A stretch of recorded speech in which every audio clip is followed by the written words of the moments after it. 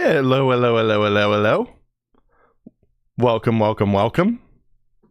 Repeating words. I don't know. So this is Commander Keen 4. It's a game. yeah, it's a game.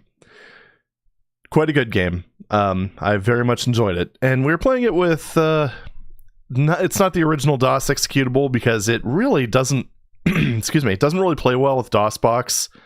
There's like a lot of weird stuttering and stuff whenever screen elements move. Yeah, it's a little strange. So we're using Commander Genius, which is an interpreter of it. Can't call it a source port because hello. Music. But can't really call it a source port because it's not a port of anything. Yeah. Unfortunately, it does have a few issues, which we'll get into, but from what I've messed around with, it seems good enough. So let's go ahead and get started. Also has like 4-player mode, which is kind of wild. You can even change your keen color. Very exciting. All right, so how are we? Oh, hey everybody. Hey .com. Hello Dave the Fox Mage. Hello Scaly One. Hello Habonki. Hiya Poya Pan. I think I'm getting that right. Southeast Asia. Nice. I don't know if I've ever had a viewer from Southeast Asia. Pretty wild. So let's go ahead. Oh, this is also some great music. Bobby Prince, you know. So one of the things that's kind of neat about this, so it has like an overworld. Yeah, exciting stuff. And you can also go into your Bean with Bacon Mega Rocket. This is Commander Keen's little spaceship. So, yeah, one of the things that's kind of neat about this screen that, well, let me actually just show you. So they have ammo pickups. Let's just go ahead and use all of our ammo. If we go back in here, so if we have just 0 rounds, it actually gives you a free ammo power-up. So, I don't know how many people know about that, but that is a thing. Oh, hey Diego. Howdy, Brave Ulysses. Jeez, oh man. This is like a worldwide audience here. Crazy. I believe in the face rockets. Well, I don't know. I think there are explosions somewhere in this game. But anyway, let's just go into the World 1. So a few of the issues I've seen with Commander Genius. Its input priority is a little bit weird. Let me take care of this little enemy here. Goodbye. So in the original game, you could actually go into these houses here. Cool stuff. One of the problems with it is in the original game, if you held up while moving, it would actually prioritize going into the building. Doesn't do it here. So muscle memory is going to be somewhat affected by that. The other issue too, and one of the movement options you get in this game is a pogo stick. I mean, you're supposed to be like a 10-year-old or something like that, so, you know, it kind of makes sense. And this is the 90s, so, I mean, pogo sticks were kind of in, I guess. Well, there's a thing called the impossible pogo trick, where if you basically more or less use the pogo stick and jump at the same frame, you'll go a little higher than usual. It's a little buggy in Commander Genius. You're not supposed to be able to do that.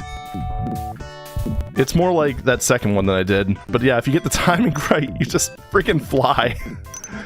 So, I'm gonna try not to exploit that. And yeah, the trees are pretty wild. So I'm gonna go ahead and actually just grab this. Kill this guy, because he could be a problem later.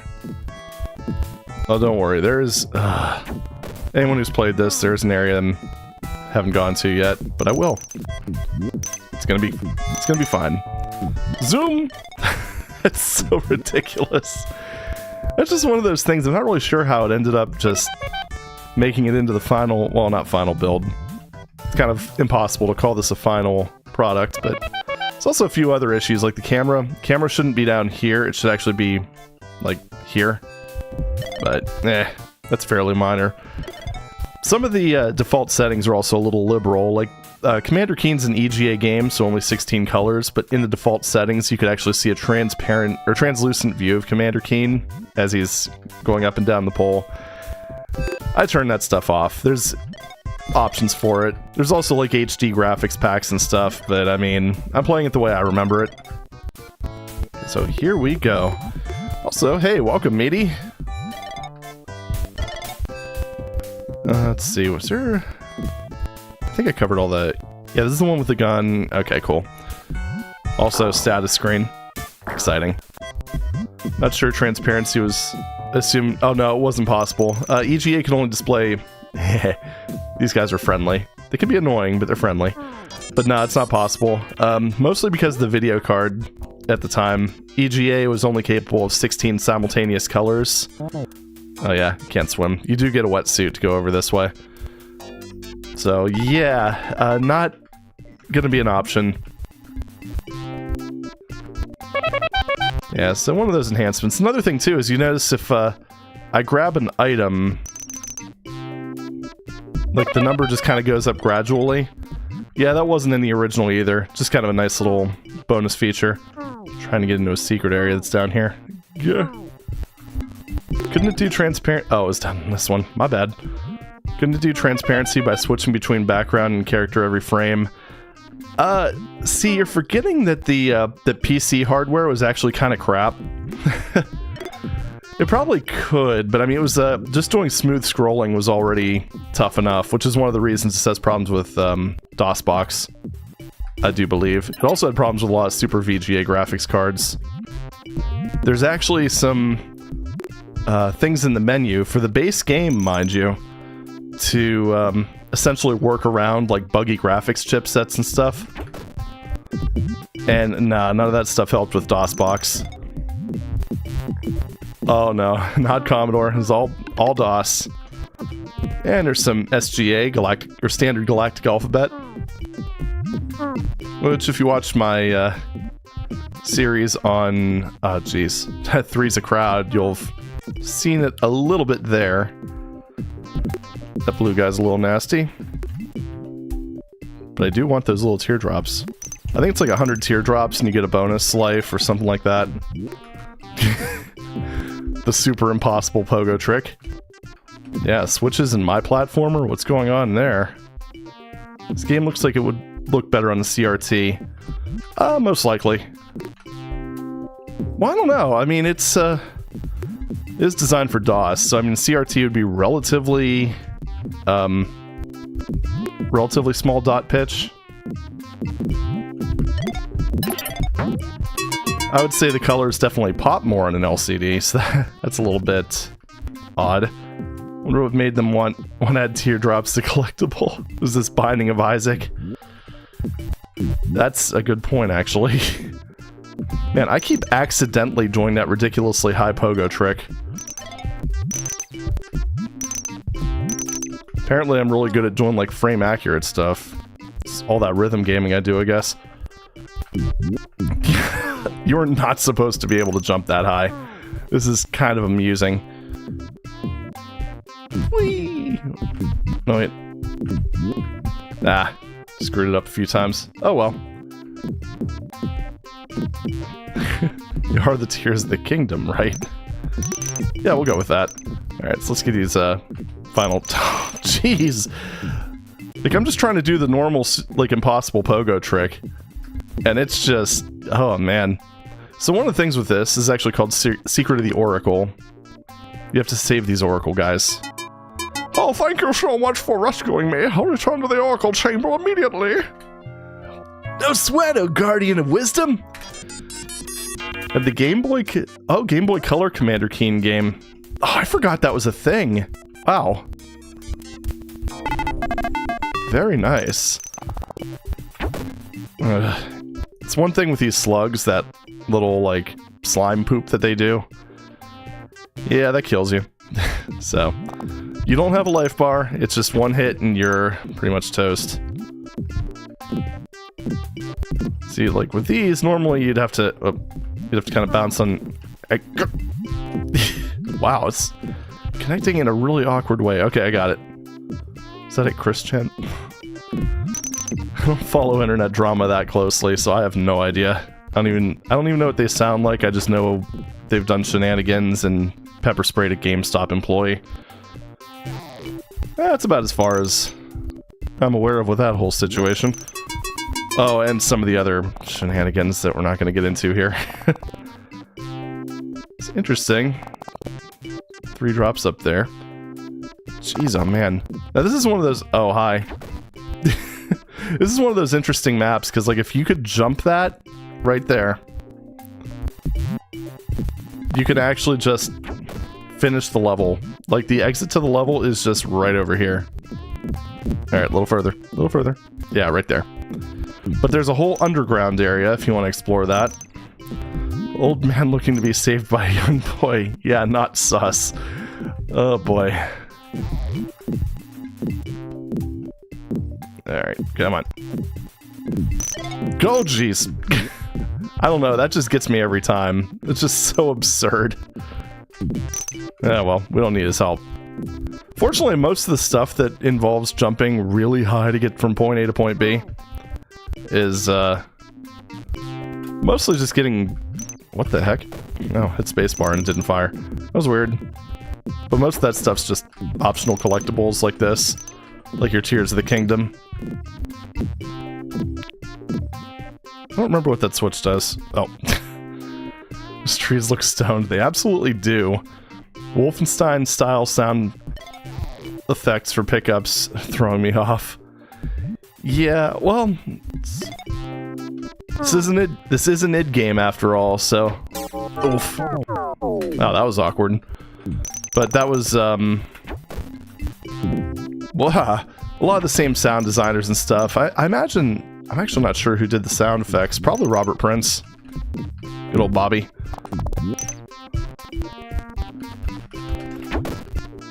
And yeah, in my case, it was actually kind of weirder to hear him in Wolf 3D, since I did play this first. Actually, technically, I played Cosmos Cosmic Adventure first. Wow.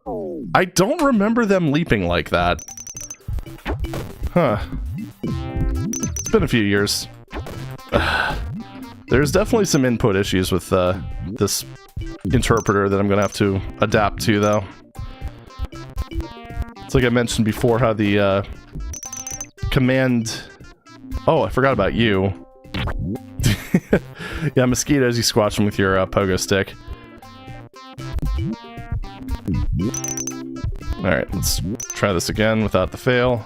I really don't... I mean, the blue guys bounced around a lot. I don't remember them bouncing that aggressively.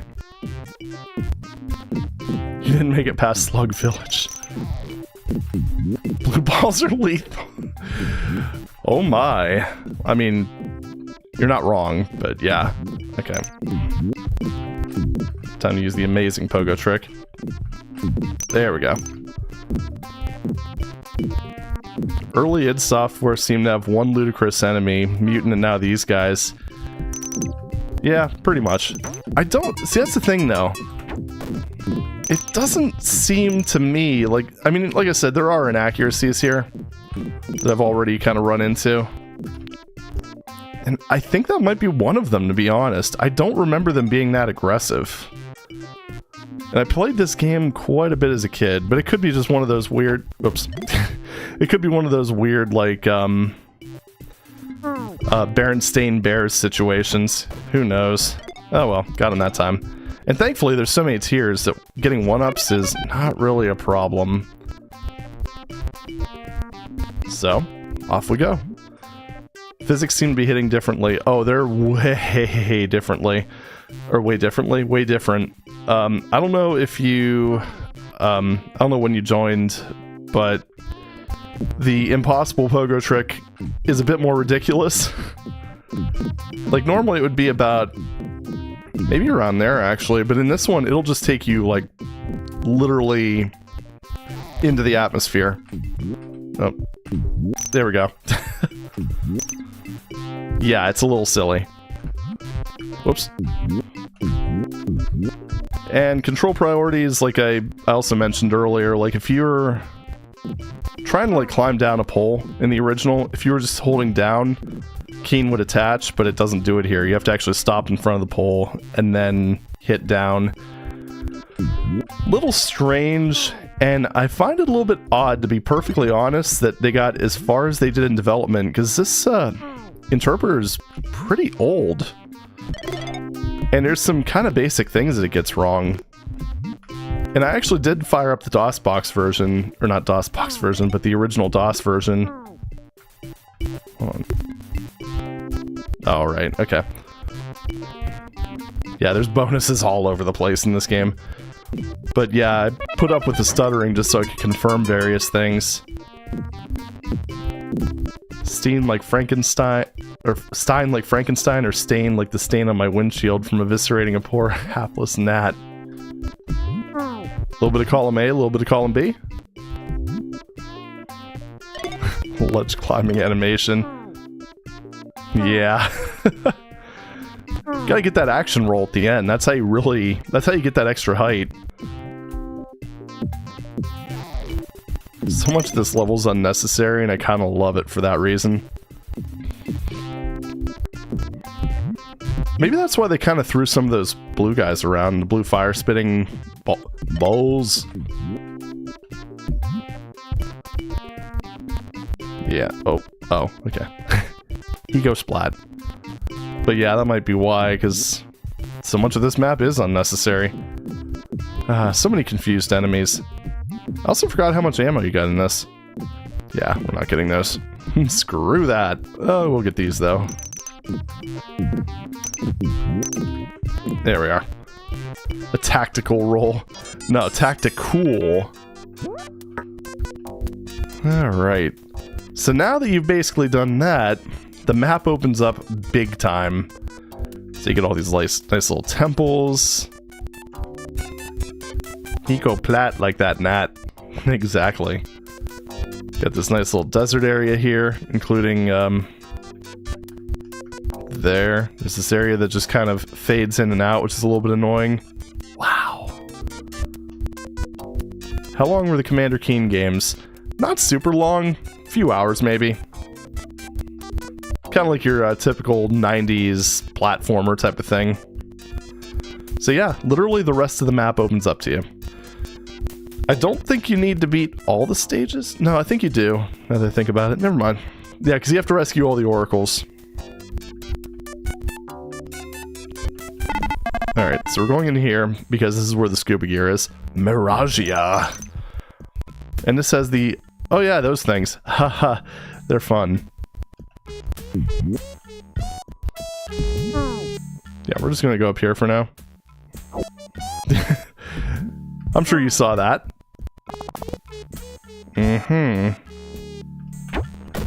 Change the scenery. Yeah, they do a lot with 16 colors, that's for sure.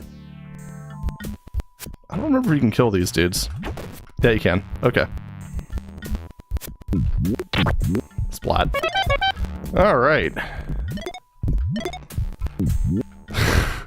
Yeah, so the name of this, Miragia, comes from these stupid Mega Man 2 blocks. And willing to bet it was probably inspired by Mega Man 2. Also, yes, spikes.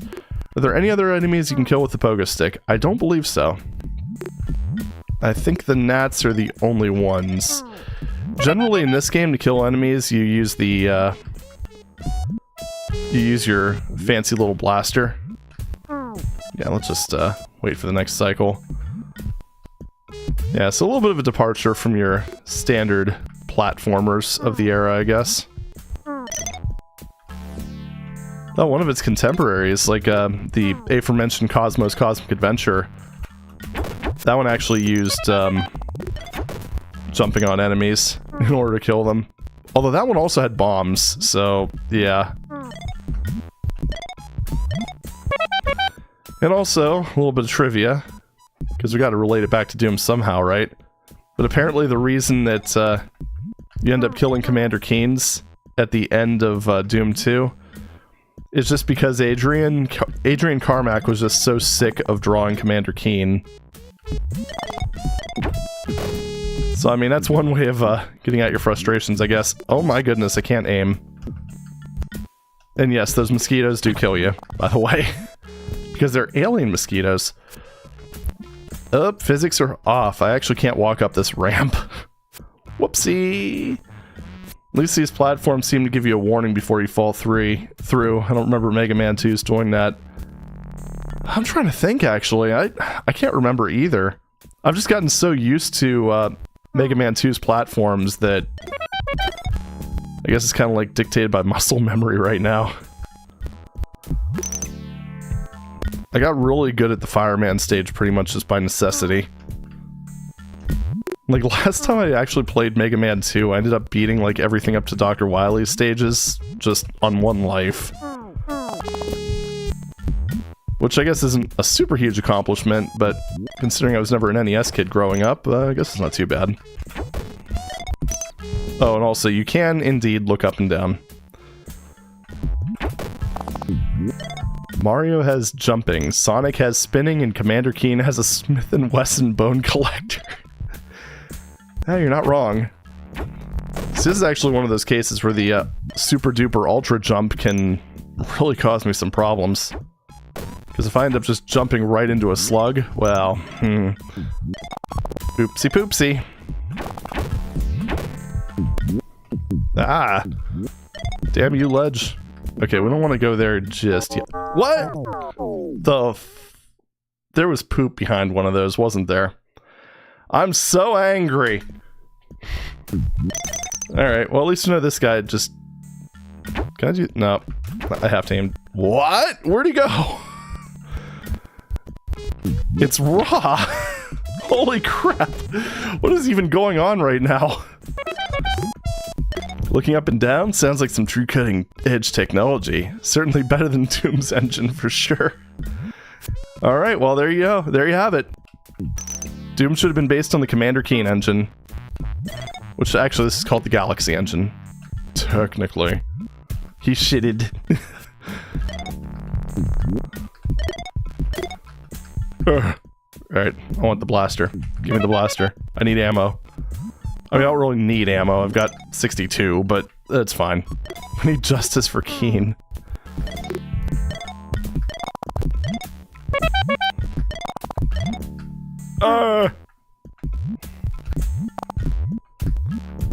Nope. Oh my goodness. That whole... I don't like these things. I don't like them at all. It's one of the things that I have to emphasize about Keen is, yeah, they have friendly enemy... Whoa. Friendly creatures, which is kind of a rarity for a side-scrolling game. But outside of that, everything could kill you in, like, one shot. Okay, I'm just gonna let the poop evaporate. I can't believe Doom stole all the credit from Commander Keen. He also stole his likeness. I mean, it's terrible.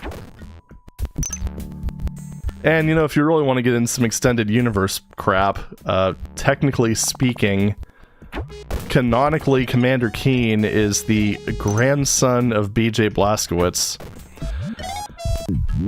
And then I think it goes even further than that, and it's like they commonly say that the Doom guy is Commander Keen's son. Because, you know, you have to have an id extended universe. Everything has to have an extended universe. Alright. Yeah. Didn't get me this time. I gotta say, those teardrops really blend in really well with that background. Good old EGA. Wonder how Quake Dude and Bitterman are related. Cousins? Uncles?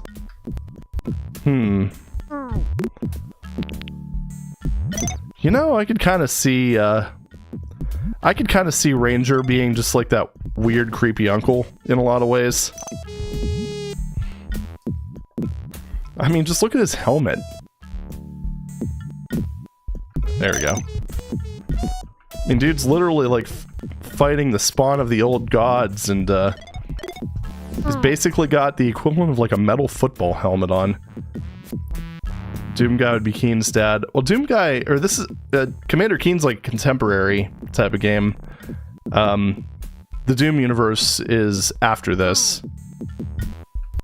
I forgot what was over here. Have I mentioned I haven't played this game in a minute? Oh, okay. So they do the getting over it here. You're at the beginning thing again. Oh, jeez. And no, I'm not playing Getting Over It on stream. Just gonna throw that out there right now. That would be the shortest stream I think I ever did. 5 minutes in. Alright, fuck this, I'm out. Oh. Yeah, these ramps don't work right. I have to jump up them. Also, yeah, these maps... I mean, there's a lot of optional areas, as you can see, because I mean, whoa. Because I could have just gone directly to the scuba suit. It'd be fun to watch, yeah. Wow! That pogo thing is so ridiculous. Yeah, okay. Ah! Jeez. Keep getting jump scared by snails. I mean, if we start poking fun at you for falling back to the beginning, we could simulate getting over it here. You could. Yeah, just gonna go ahead and take advantage of that here. Oh yeah, you actually... Yep, you can see an invisible ledge there. See the little glint just to the left of me, slightly down? Entertaining, then awkward, then miserable. Accurate. Oh yeah. One up, baby. That'll almost make up for all the other mistakes. Yeah, technically you can get to this area as well by just kind of going past the scuba suit. Dude, is that pogo thing official or like a bug? Well, normally it's only supposed to give you a slight boost. Fuck. The thing is, in this Keen interpreter, yeah, the impossible pogo trip comes... Actually, hold on, I think I did it... Yeah, like normally, if you hold down jump, you can get it to about that high. It's only supposed to get you slightly higher than that. But yeah, it's a little buggy in this port. Or not port. It is pretty much frame perfect, though. You have to basically just... Because the pogo button is Alt, the jump button's Control. You have to basically go Alt Control. And I think it is like a one-frame window. But it's consistent. See, that's that little platform I was on. Exciting. Cool, I can breathe underwater now. So one of the things I find really amusing about this... Oh, also the loading transition's a little bit weird. It's not exactly how it works in the original. I'm just being pedantic at this point. But, so the thing I find funny about this, Keen says that he can't swim. But when you get the scuba suit, he can swim. I'm confused. I love how Keen looks down for some reason. It's kind of like a bow. So did you say you're keenly... I'm going to ban you. Not really. Also, hold up. Look at the name of this.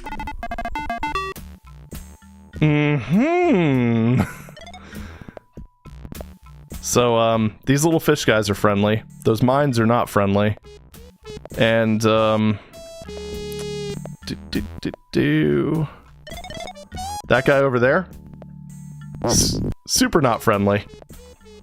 I mean, he looks friendly, but, he's not. Wow! That was some crazy shooting speed. Can I shoot straight down? Oh yeah, I can't shoot, that's right. It's almost like my lazy gun doesn't work underwater. Well, at least there's always a 1-up at the beginning. So one of the, there is actually a point to having these fish follow you around. Because the dope fish will actually nom on one of these. Oh yeah, there's multiple dope. What the flip are you doing?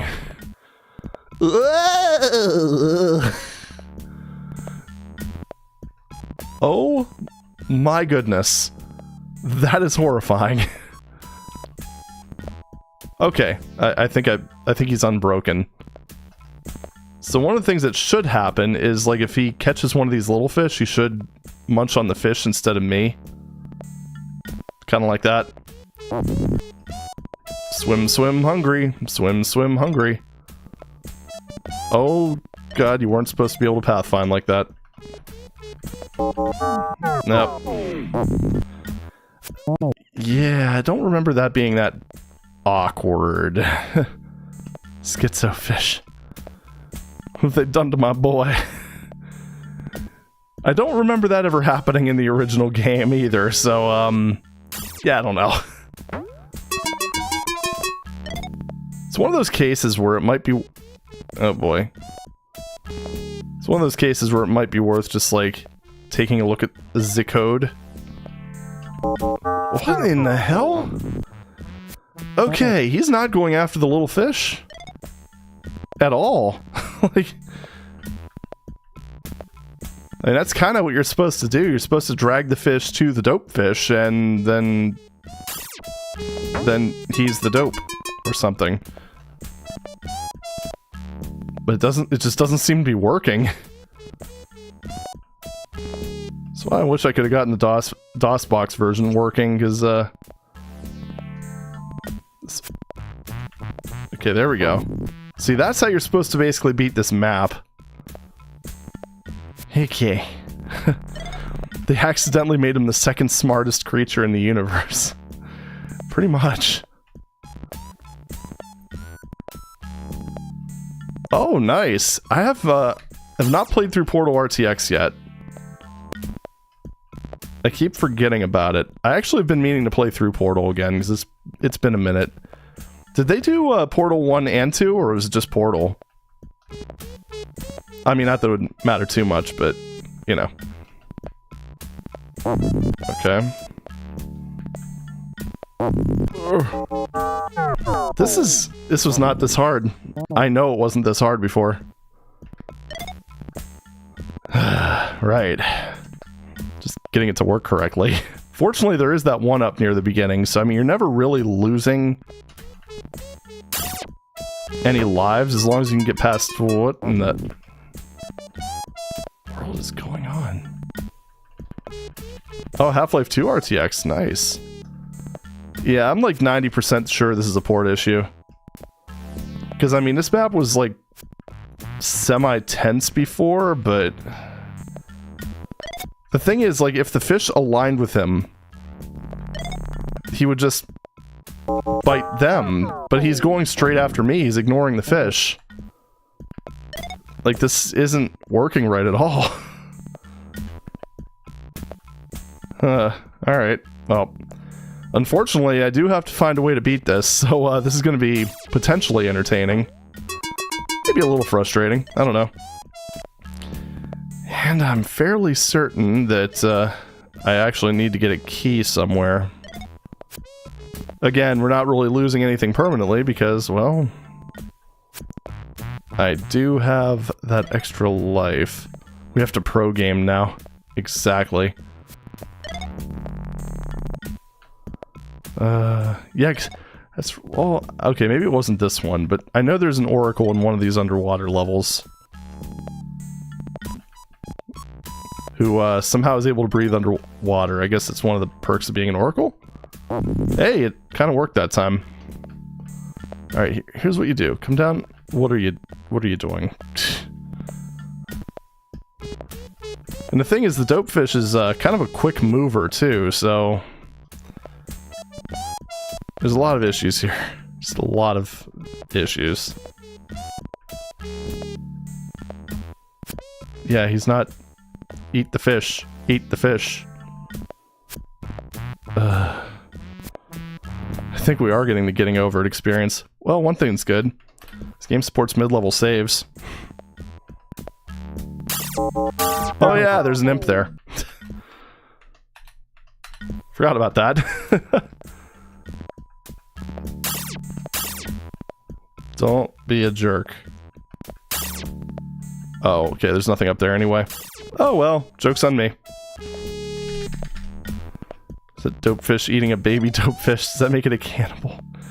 I think you're overestimating the dope fish's intelligence. Just maybe a touch. Oh, okay, so we got Half-Life Alyx and Portal RTX. It's like they're getting closer and closer to learning how to count to 3. But aren't the RTX versions, like, aren't those fan-created?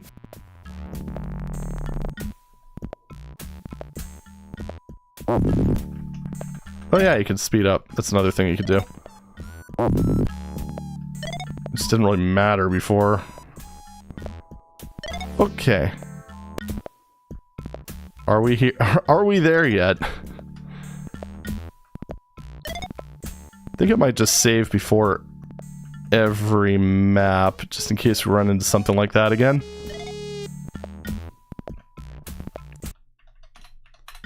And then maybe some saves during levels where we do run into weird things. Like in this case. Oh, not another one. Wow. Instantaneous. Oh, fuck you. Isn't him having a projectile enough? I'm gonna get a fan-created Half-Life 3. Maybe not made by the Hunt Down the Freeman people. What are you saying, Hunt Down the Freeman was bad?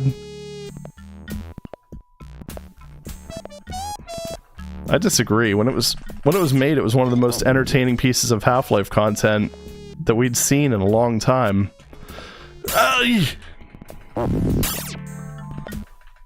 Okay.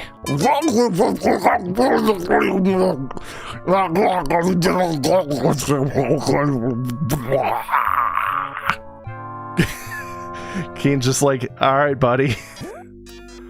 Whew. Okay, we made it. Holy shit. And yes, there is more than one dope fish. Is it NVIDIA or NVIDIA? I've always said NVIDIA. The Isle of Fire. God damn it. Well, that was 110% on me. Okay.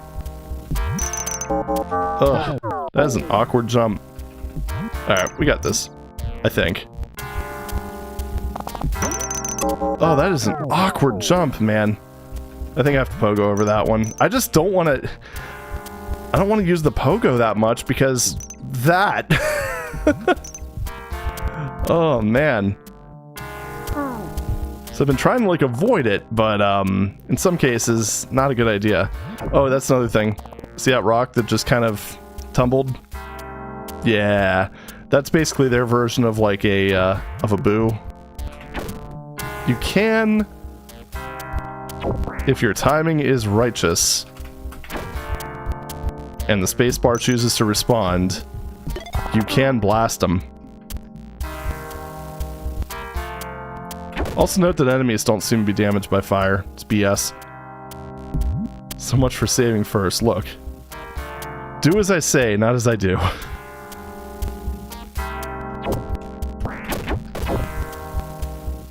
Okay. Everything's fine. I don't want those tears, not really. Okay, guys, you think you might have used enough of these guys? Oh, when you hit them and they're in a rock form, they don't die. So. There we go. You blasted me, so cute. But they hurt me. I would consider sparing him if it weren't for that. Maybe. Okay. Okay.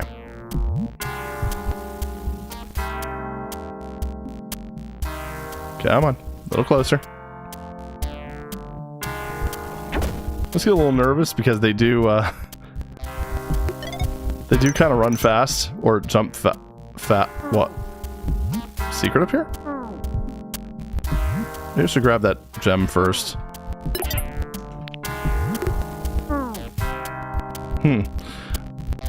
I'm not sure I knew about this, actually. This game does have a lot of secrets. Aha! Well, gee, I'm glad I got that extra life, because I kind of used a few of them. It's all good.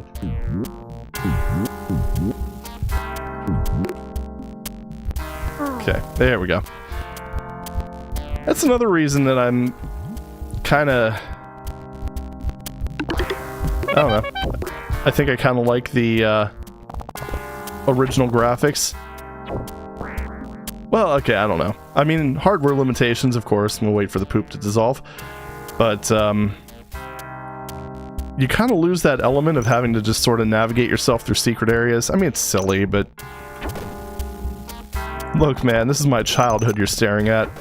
Oh yeah, that thing's invincible. Yeah.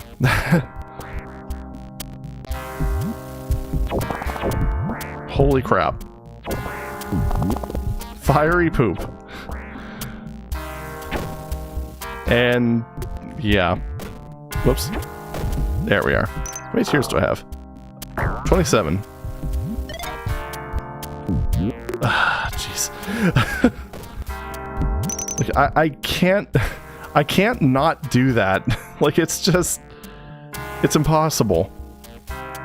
Try not to ultra jump challenge. Impossible. Hey, nailed him. Okay. You little bastard. So yeah, unfortunately, this does kind of have some of the same little enemy quirks as stuff like, oh, what the hell is that game called? Biomenace. Where enemies can just blatantly see you from off screen. Let's try just jumping over this, because you don't actually need to go down there to win. Oh jeez. Holy moly. Yeah, this is basically... oh, this is so inaccurate. I can't get over how inaccurate this is. See, like that case, I would have wanted to do the impossible pogo trick, but... okay, there we go. That's better. Ugh. Well, he's in a bad position.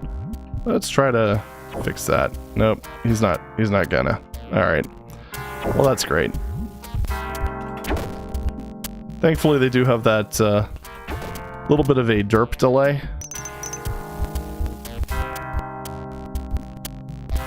Unfortunately, these guys are just kinda tedious.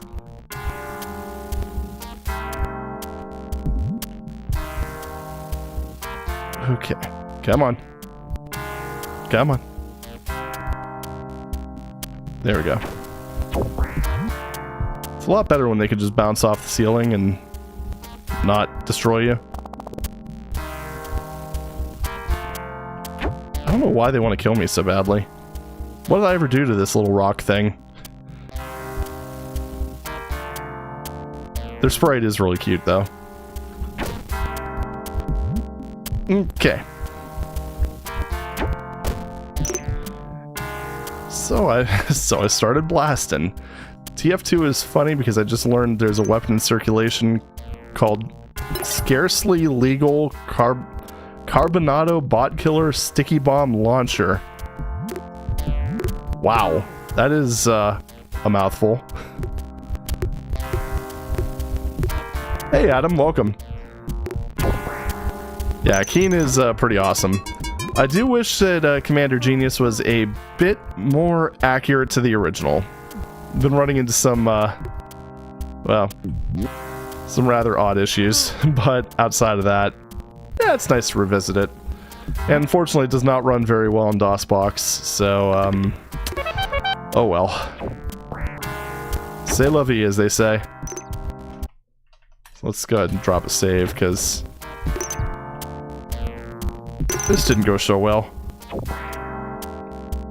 Ah, those little fire bear guys are DSDA keen. I would be pretty keen for a project like that. I have actually kind of thought about just diving into the source code for Commander Genius and see if I could just, I don't know, do the whole I'm helping thing. Ooh, that was close. Pro tip, look before you leap. That was also very close to the fire. Yeah, most of the, damn it, that's the second time that guy got me. Kind of a little cheap off-screen attack, but oh well. But, yeah, most of the issues are, they're not graphically related, because the graphics look great. Oh, what the? Okay. Yeah, most of them are mechanical, physics, stuff like that. Like, this is what the impossible pogo well, after I get rid of this guy. This is what the impossible pogo trick looks like. Oh, wait. Takes me a few tries, but yeah. You absolutely go to, instead of like gaining a little bit more height, you end up like doubling the jump height. It's a little silly. And unfortunately, I keep doing that by complete accident because I'm so used to just impossible pogoing everywhere. But yeah, a few minor control issues. It's actually, all right, there we go. Try to bait him over here. Oh, I panicked. That's actually, you tap the pogo key and then you immediately hit jump. It's pretty much frame perfect. I don't remember how frame perfect it was in the original, but it felt a little bit less so, I guess. Oh man, that could have been bad. That was good enough. Wow! I just don't... I don't even... Like, that's not supposed to ever happen. You're not supposed to be able to jump that high. Holy crap!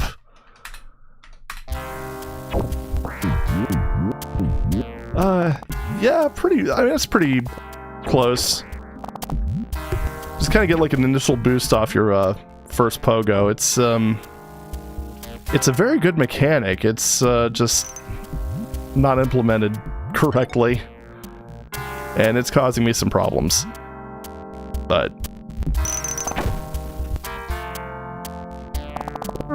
yeah, what you gonna do? Work in progress and all. And I gotta say, considering they didn't have the original source code to work with, they did a pretty impressive job.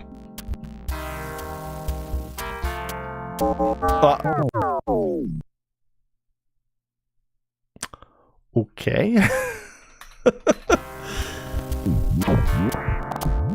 Alright, Whoa, what? Did the poop just fall? Okay. Is this the Keen with the bean with bacon level? It is. Keen 4, I think 4 and 6 both had it. 6 actually had like a little bonus area. 4 is just kind of, it just gives you ammo if you ran out. Which I'm really not sure how you would run out of ammo in this game, to be honest.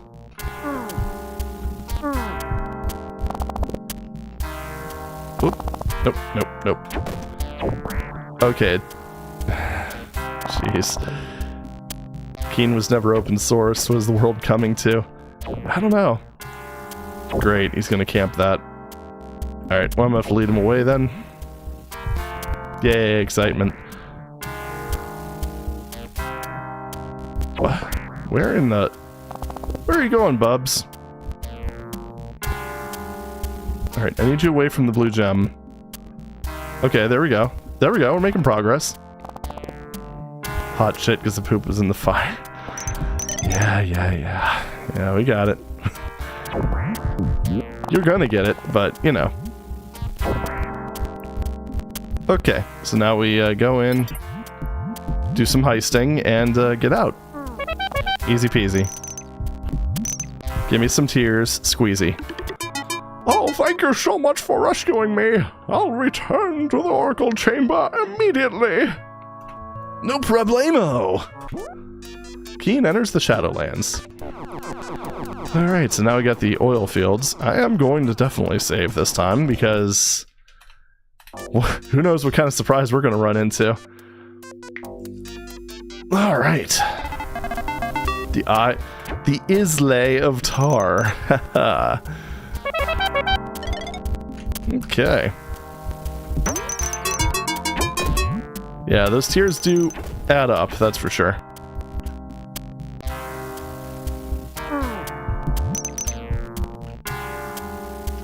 Yeah, Keen's overworld was pretty great. I think the impressive part is they kind of did that with every single Keen game in some way. I don't know, I haven't played enough Keen 5 and 6. I had the demo for Keen 6, I think. Was there a demo? Or did I just have a totally legitimate version of it when I was a kid and didn't even realize it? I don't know. But yeah, I never played 5, I know that much. But I do have it now. I just ended up getting the bundle off of GOG. I don't remember if I can drop from there. Did Keen Dreams have an overworld? You know, I don't remember. Ah, damn. Keen Dreams is kind of interesting, though, because, I mean, that was based on sort of like a hybrid engine, if I remember correctly. Like, I don't think... I mean, I think it was just one of those things where... also, wasn't it CGA only? Yeah, we're not going to do that. I'm still a little rusty on my GSA, so,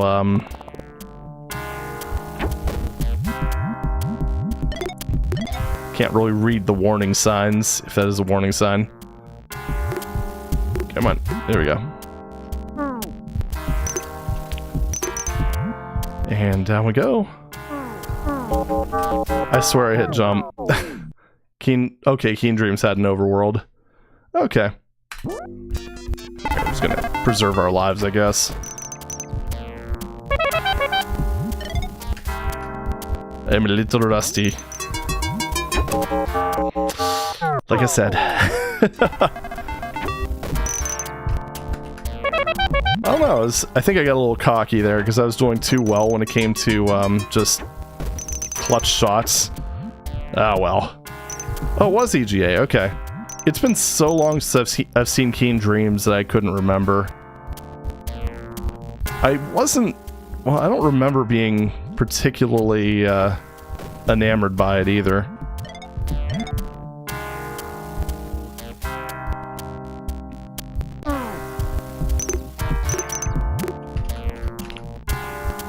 Yeah, honestly, I did miss that part about Doom 1. And I remember actually being a little disappointed when, episode... Oh, we need to pogo between those, I think. Such a weird series of le jumps. Yeah, you definitely need to pogo.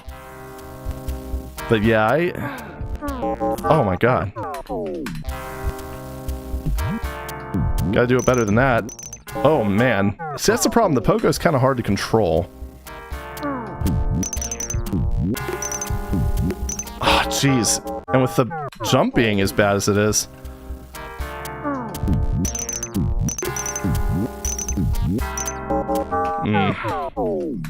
I'm having problems. What in the hell? Alright. Okay. Jeez. Why do I keep... Sometimes I just fall off of that. I think it's too far to the... Whoa.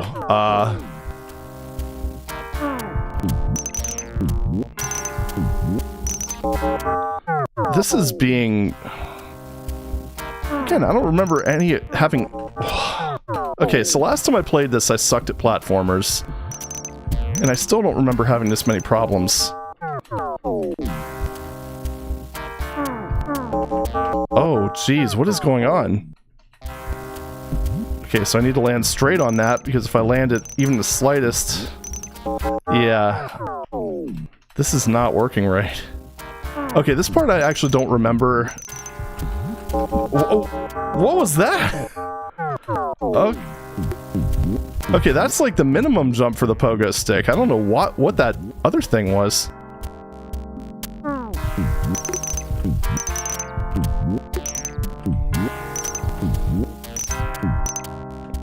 Okay, yeah, I'm glad I'm not the only one who thinks that. Oh, you know what?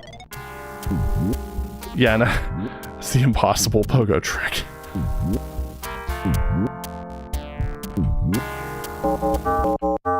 Must have blocked it out of your memory in relation to trauma. Yeah, I don't know if that's the case here, but I am seeing that that's supposed to be the return trip. I'd forgotten about that. But yeah, it feels really, really off. I'd have to play it again, like on an actual, like on my retro box or something. Which I don't know. I really need to find some sort of like, geez, I don't have the gem for that one. Oh well. I really need to find some way of doing like video output from that, or video capture from that, because playing a game like this on there would just be so much nicer. Just being able to play the OG version. Alright, so I ain't got shit. So I don't remember exactly where that leads, but it doesn't seem good. Oh, hello there. Oh. Just shove the camera in front of it? Meant to drop down the hatch and come back up here. Yeah. Oh, totally missed him there. Alright, come on. Third time's a charm. Sweet. Okay.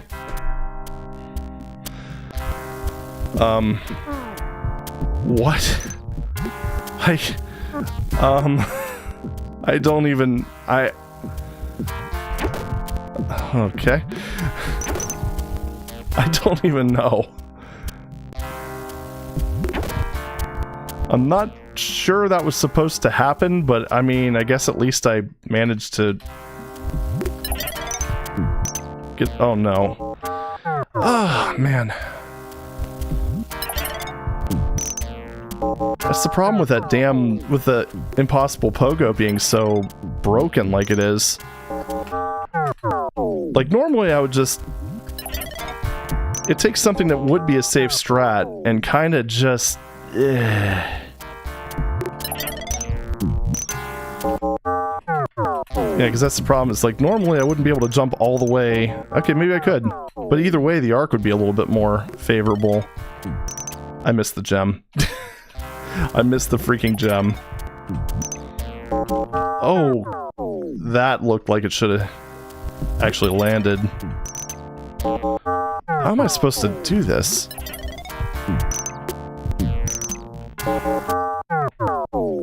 Ay. Saving and restarted the music. It kind of seems like it. Walk to the edge of the platform before it drops. Thing is, I did that, and maybe I need to walk a little further, but I don't remember having to cut it this close. Yeah, I definitely have to pogo between 1 and 2. But then that happens.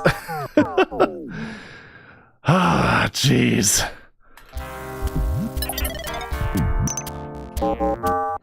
Hey, Sparky. Welcome. I agree the game is good. I just wish this interpreter were a little better. See, that's the thing, though, .com. I don't think... Like, I don't remember this being anywhere near this hard.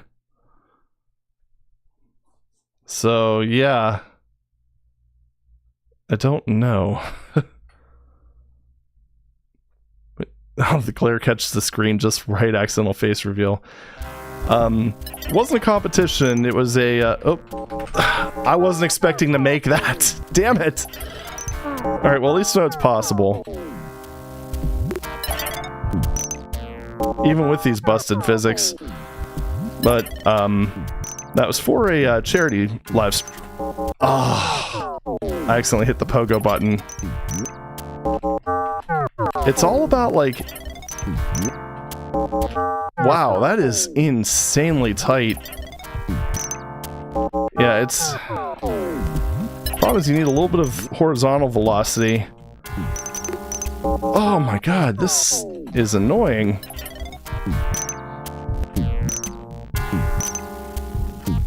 I guarantee you if it were this hard in the original version, I would not have been able to do that when I was like 10. There's no way in hell. But hey, cleared it. I should probably do this. And yeah, saving definitely does restart the music. Wow! Wait,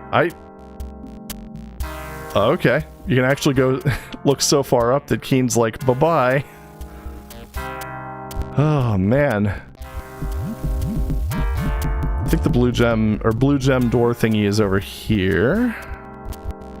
There we are. Oh man, what other surprises are we going to run into? You know, the unfortunate part about this is I was actually thinking about doing some of the later Keen games as well, but now oh screw it, I'll just do that. Now, yeah, I don't know.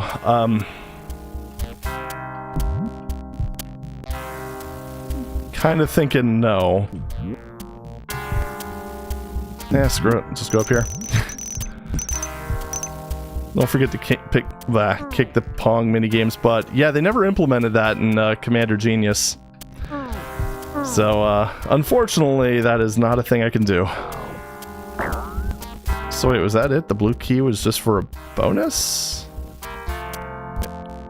As a dirty oil-soaked American, I see oil and just go totally ravenous. As you should, brother. Yes, you can actually go up there without cheating. Yeah, see, like, normal pogo. I think impossible pogo would probably get you up there without the ledge grab. But in this game, impossible pogo takes you to the moon. Oops, oops, oops. I like how you literally do that just for an ice cream cone. Which then again, I mean, platformer, high score. Oil, that is. Black gold.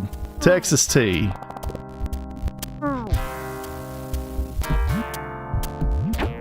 Oh man, I wonder how many people actually get that reference. Whoa. You know, another thing... I don't know, this just feels weird. I'm not even gonna say because I'm not 100% sure. There we go. Is that a... okay. Switch. I realized that as I typed it, then felt old. Yeah. I do that a lot, don't worry. Beverly Hillbillies, hell yeah. Okay, that actually... oh, you sneaky little bugger. I mean that in more ways than one. Oh, that's an instance of hiding bonuses behind the status bar? Okay. I mean, that kind of worked out. Kinda. Alright, get your ass over here.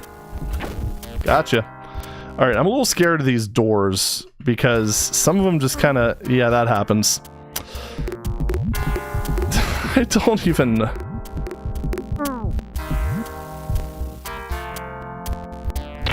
like, there's some things that I'm not sure are supposed to happen. That's one thing I'm, like, 99% sure isn't supposed to happen.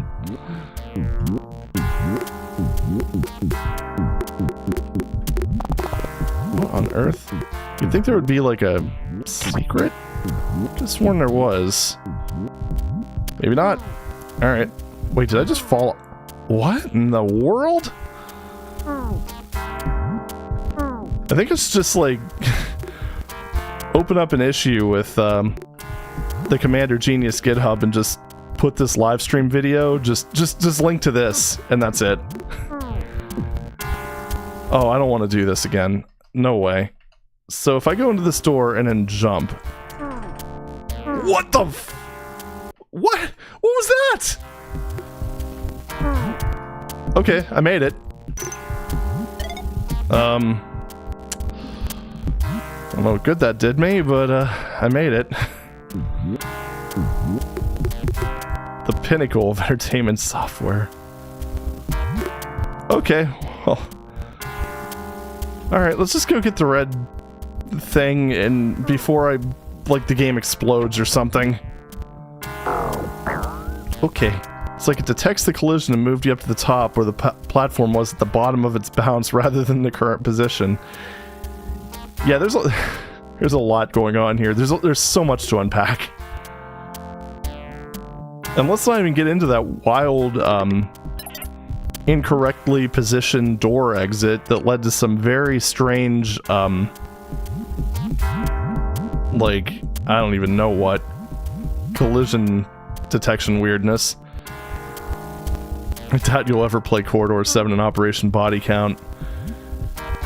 Yeah, I don't know. I'm not really sure. I've played, I mean, technically speaking, if we're talking, like, things I've already done, I have played the demo of Corridor 7, just not for the YouTube channel, and it was many years ago. Oh. Boing!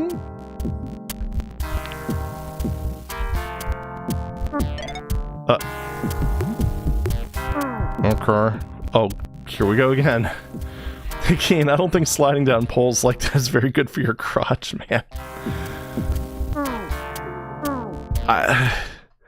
That wall ejection, though. You have to face right and then just basically mash... Well, I don't think you have to mash jump, but you basically have to grab this ledge here. If you're facing left, it ejects you out all the way over to that side. Wow. Alright. Oh, wait a minute. Oh, shit. I guess it doesn't matter, because I can just walk over here. But I don't want to do that, so... Wrong way. If face right, climb up there, and then go through the door. Oh, this is so buggy. Alright, let's get out of here, again, before I break the game. Capstone, the tier of entertainment. Accurate. Okay, let's leave. Yeah, leaving sounds like a good idea. I still like how you can just move the camera in such a way where Keen just disappears. He's keen to disappear. Ah! That startles me every freaking time. Alright, well this is just being a bug-filled journey, and honestly this is one of those cases where I just can't really look away, so we are going to just keep going and see what happens. Witchaven and Tech War are probably their best works, and I hated this. Oh, geez. I saw the cyber part of Tech War in Civi's video of it. And yeah, don't blame me for not liking that. Dude, what? Okay, there we go. Like 8th time's the charm. Wonder if I have the same... No, the platform, or the ramps here actually work. Whoa! What in the hell? Okay, so it's the ramps going to the... Okay. Boing, boing, boing, boing. And then you can't climb back up. Oh, man. Yeah, this needs some work. Alright, hold on. I freaking love those birds. Like, I mean, that dude means business. Hey, Corn Mike, welcome. Unfortunately, I'm playing on a separate interpreter, which is not very accurate in a lot of ways, but it's led to a different kind of fun, we'll put it that way. Those blue fast guys remind me a lot of Opus with their confused and dead expression. Yeah. Not sure what the reference is, but I will take your word for it. Oh, Corn Mike, check this out. Oh, wait.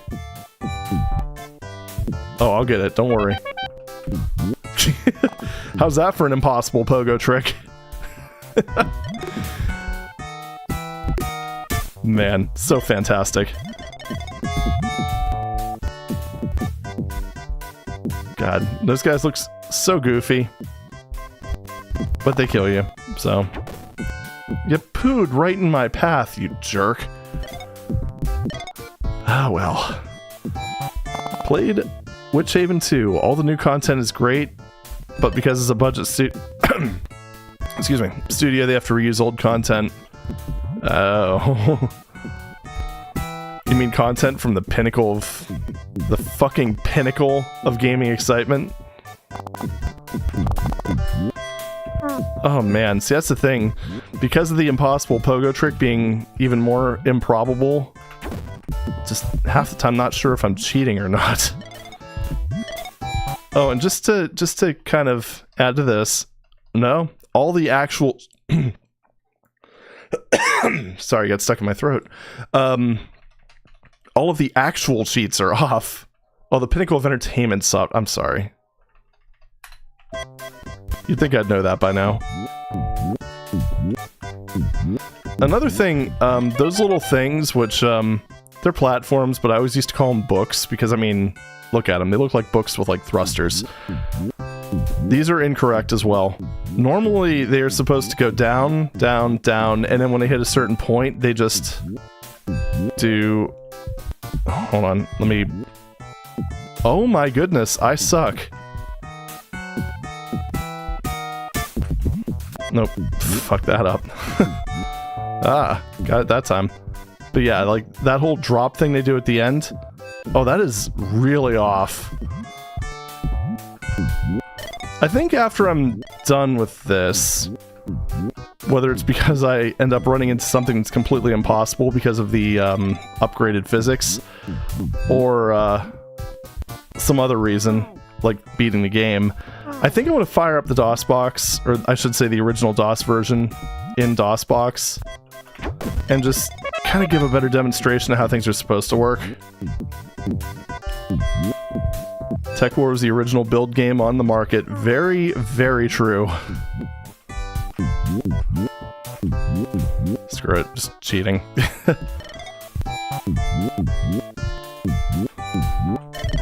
I mean, it's funny, because, like, this gets some things pretty right, but then, like, it feels like some of the fundamentals are just so far off. I don't know what the deal is.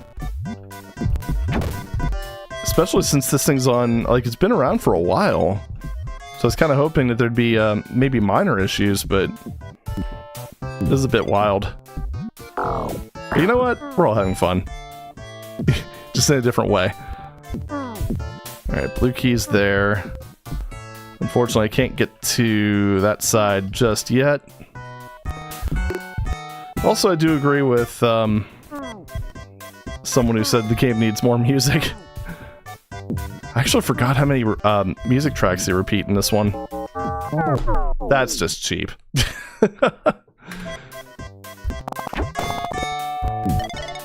Crap, right in the poop. Alright, I'm gonna just save the lives and go back here. And again, the loading transitions are a bit off too. I hate those things. I'm gonna have to look at those guys and see how accurate they are too, because I just don't remember them lunging like that, but that could just be lapse in memory. I know I wasn't a fan of those guys. Oh my god. Die. Thank you. Do. Oh, haha.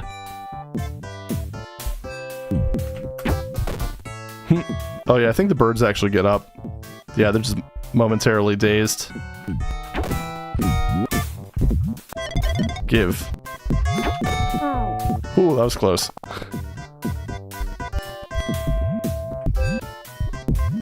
At least it's not D running. Oh man. True. That was like... when I ended up like adding in music support into the Wadnator, that was like one of those things that it just seems like kind of a nice add-on feature, but I had to do it. Like there was just... I don't think I would have been able to continue D-Zoned if I didn't have like something different to listen to. I actually... there's one thing that I forgot though. I need to remove that Pantera MIDI from the rotation. That way that doesn't bite me in the butt one of these days. D-Run and the epitome of not bad but overplayed accurate. I mean, I generally like Doom's music. I still think that Doom 2 was like largely felt like B-sides. Got him. But yeah, like the E1M1 and D-Runnin' are both fantastic pieces of music, but oh boy, when you've played enough custom levels, yeah, you hear it a lot. There's one thing I do somewhat take issue with. In Keen, they do have a nasty tendency of basically having a gem that just has a gem behind it. It's like a Chris Cly map. Doom 2's levels also feel like B-sides at times as well. Truth. Doom soundtracks age better than Duke Nukem 3D's. I'm thinking about that, actually. You know, it's been long enough since I've played Duke 3D that I think I would have to revisit it, which would not be a terrible idea, to be honest. I mean, I remember Grab Bag. That's a phenomenal track.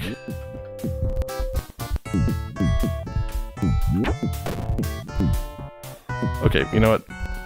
We're gonna use the cheat pogo. Easy peasy. Lemon squeezy. Get the horrible inaccurate elevator blocks. Ugh. Just hold down the jump button, why not? And I don't have the red key. I think the green key was across here.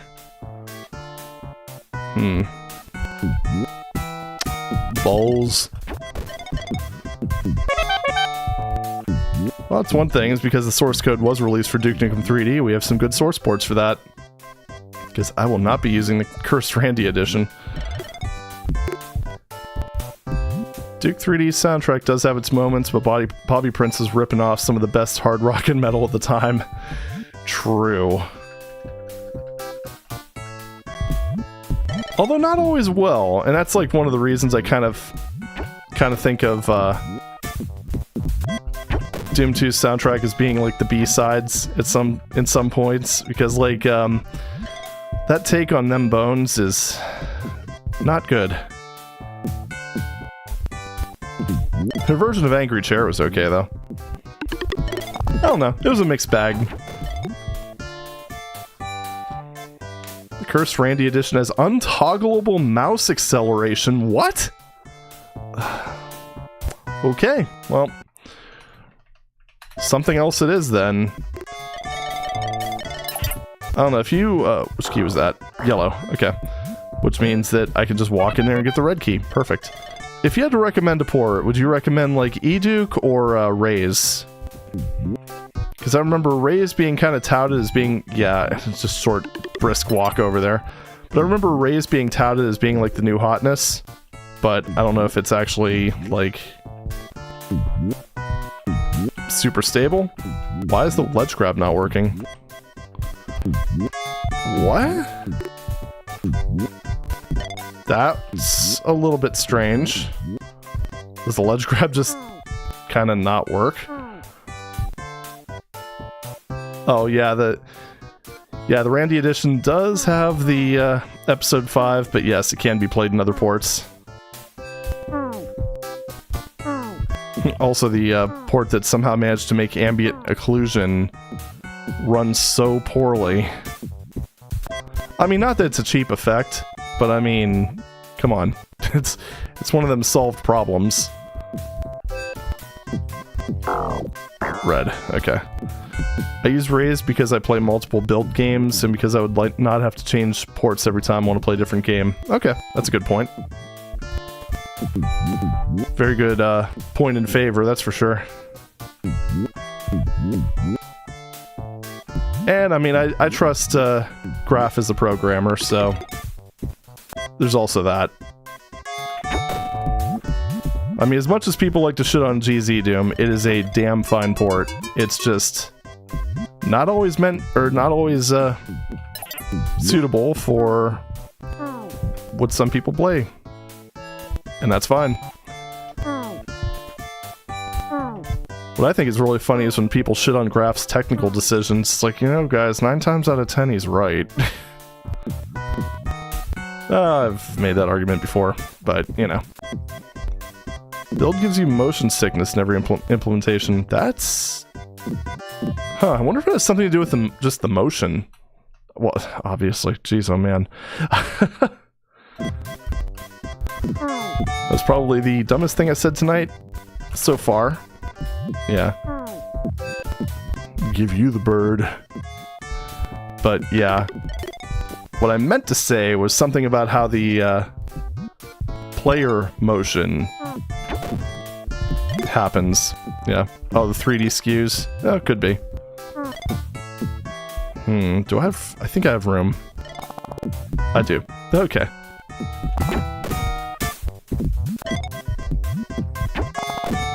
Haha. Haha. Haha. I think that's it. For the... Nope. I tapped spacebar so many times, it would not fire. Yeah, there's problems with the input in this too. Like again, I mentioned that hitting up by the doors or holding up as you cross over the doors doesn't go into the door. Yeah.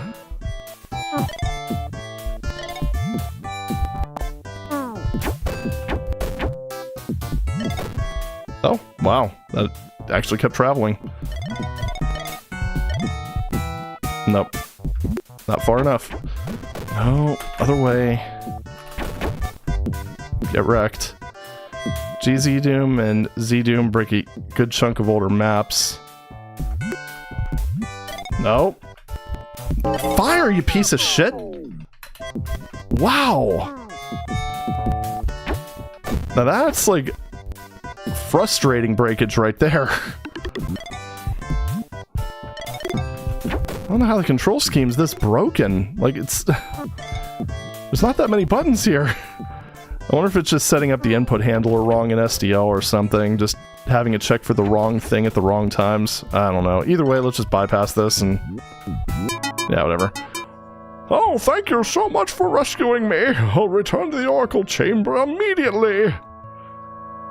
Great! That was kind of a Sonic voice. Alright, yeah, anyway. GZ Doom and Z Doom will break a good chunk of the older maps. I honestly wish there was an option you could enable to fix those various issues. Yeah, that is kind of true. Even stuff like boom maps don't work quite the same way. Like the entrance of Rush on Rush Map 1, for instance. Like just with the way the barrel explosion chain happens, it just doesn't work quite right in Z Doom. Stuff like that. I don't know. Am I getting weird input lag throughout? Yeah, kinda. I don't know if it's so much input lag as dropped inputs, though, because, like, the input generally is extremely responsive. But it almost feels like if I do, if I hit spacebar too quickly immediately after doing something else, like turning around and firing, yeah. Sometimes it just doesn't work. It's a little weird. And unfortunately, the worst part about it is it's very inconsistent. So, a little bit of an issue there. Especially when dealing with stuff like that.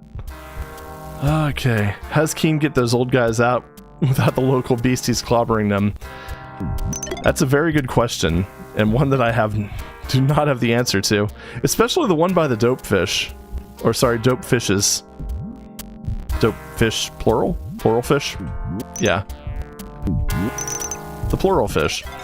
But yeah, they, I don't think there'd be really any way they'd be able to do that. Oh, I can make that. Nifty. I think those issues have something to do with GZ Doom fixing the weird janky collisions in Doom, and all the movement stuff is less slidey in GZ Doom. Oh yeah, absolutely. There's a lot of things that could break, like those older things. Then you've even got stuff like Miko portals, which just straight up doesn't work at all because they completely change the way math is done. So, yeah, I mean, it's one of those things that I think is kind of inevitable. To the point where I really don't even consider GZ Doom to be the Doom engine, if that makes sense. I mean, sure, you could argue that it's, you know, based around id Tech 1, but it's so far removed from it, it might as well be its own thing. Like, it almost feels like it's like this weird hybrid between, like, the Doom engine, Hexen, concepts of build. I don't know, it's very, very much its own distinct product. Then we get into like the various rendering differences and stuff, but unfortunately it's just also one of those situations, yeah, I don't know many keys. Also one of those situations where you kind of have to make things compatible with it. Oh, this is going to be awkward. Alright. YOLO. Hey, that worked. Nifty. That's the hard part with fixing old bugs, because inevitably someone is using that bug to do something weird and cool, which you break by fixing the bug they use. I mean, Lilith.pk3. I mean, that was breakage between different versions of the Z Doom engine. And you know what? I can't blame Graph one bit for fixing those issues. I think he went a little bit too crazy when it came to his anti-Lilith sentiments, but I mean, I agree with his overall take on it. It's like, yeah, guys, you're relying on behavior that's never going to work again. So, but yeah, the way he went about it was maybe not the most mature. Cue that XKCD comic about holding up the spacebar, heating up the CPU. Yeah. That is a good one. That is a very good one, actually. Hey, I still run into it with software libraries. Could you re-break that, please? I was kind of using that bug. Actually, my favorite thing is when they just decide that they want to completely break the ABI for no reason. Or API, that's even better. Nothing quite like having to install a very specific version of a library just to run an application. Brr. What the hell happened there? Well, that was weird. So red key... Shoot, I already forgot which one was up here. Was it red? Or was it yellow?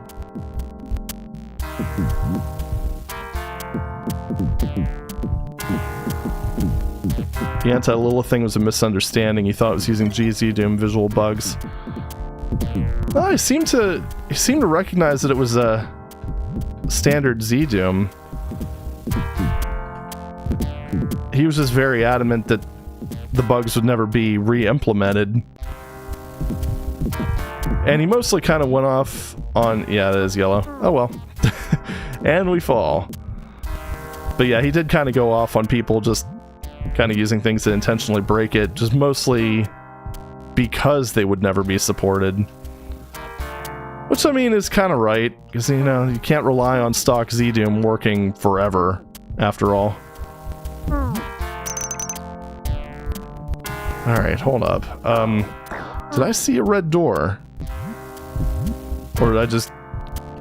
Do I need to go a different way? I think I just need to go a different way. I think I started at, like, the top of this hill, kinda. Yeah, I haven't gone this way yet. Perfect. The super impossible pogo trick. There we go. And again. Yellow.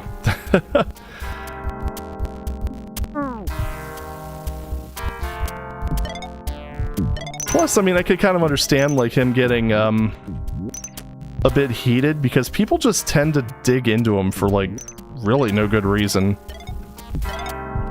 Like, I mean, for as much work as he puts in, he kind of became the community punching bag in a lot of ways, it feels like. I don't know. So, fair to say that being demo compatible on Lilith is the ultimate test of whether your source port is vanilla compatible.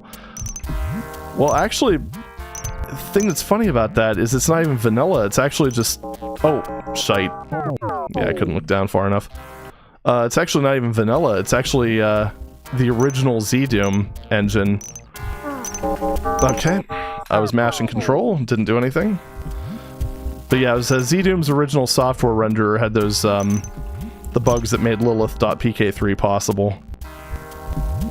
Maintaining open source is grueling work. Oh, it absolutely is. I work hard every day on the Wadnator. No, I'm just kidding. But no, seriously, it's more or less, I mean, there's exceptions, of course, but generally speaking, it's unpaid work with a lot of very, very demanding clients that aren't paying you for anything. It's great. ZDoom 2.8.1. Yeah, I don't remember the exact version number. It's like even the, you know, bugs that we're running into here, it's like I don't, you know, not getting mad at the developers over them. It's unfortunate that they happened, but, I mean, at the end of the day, this is a passion project for an old DOS game. It's not like an NES emulator or something like that, where, there's like a much wider base. Oh, thank you for rescuing me. I'll return to the Oracle Chamber immediately. You know, you look a lot like the last guy I rescued. I like the idea of Lilith, but I haven't poked at it yet. Somewhere on my list, though. It's an experience. I went through it once a while ago, and I'm not really keen to ever do it again, but it was interesting. Combine open source work with an audience of gamers. Oh boy. Whoops, looks like I slipped a virus into the Wadinator. Oh noes.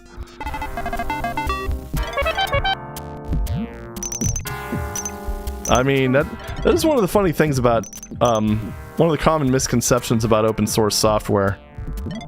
You're not keen to do it again, eh? Ugh. The keen puns. Instant bannable offense. Okay, not really. Did I get him? I did. I just don't want to accidentally fall down here and end up getting slugged. But anyway, it's one of the things that people commonly is like, oh, well, it's an open source project. I mean, if there was a virus in it, I'd be able to read the source code. Except, what do people generally do? They'll download a binary. You don't know what kind of stuff was slipped into that binary. Oh! Bye! I mean, I see him bouncing around in there, which worries me a little bit. But yeah, it's like literally with the Wadinator, for instance, just using that as an example. I distribute Windows binaries with it. I mean, you know, it's not really in particular. Oh, hello. Let's just super impossible pogo jump to the exit. There we go. That was hard. No, wait! Message removed by moderator. Yes. But yeah, I mean, that's one of those things where, like, you don't know if I built that binary, if that's a binary I built from the source, or if it is something nefarious. I don't want to read my own code, let alone some other clowns.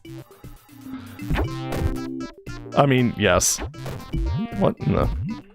Oh, you know what? I think you can... Oh, no, you can't do that. But those guys aren't harmful. Okay, not a weird sneaky rock. Can you smell what the rock is cooking? Yes!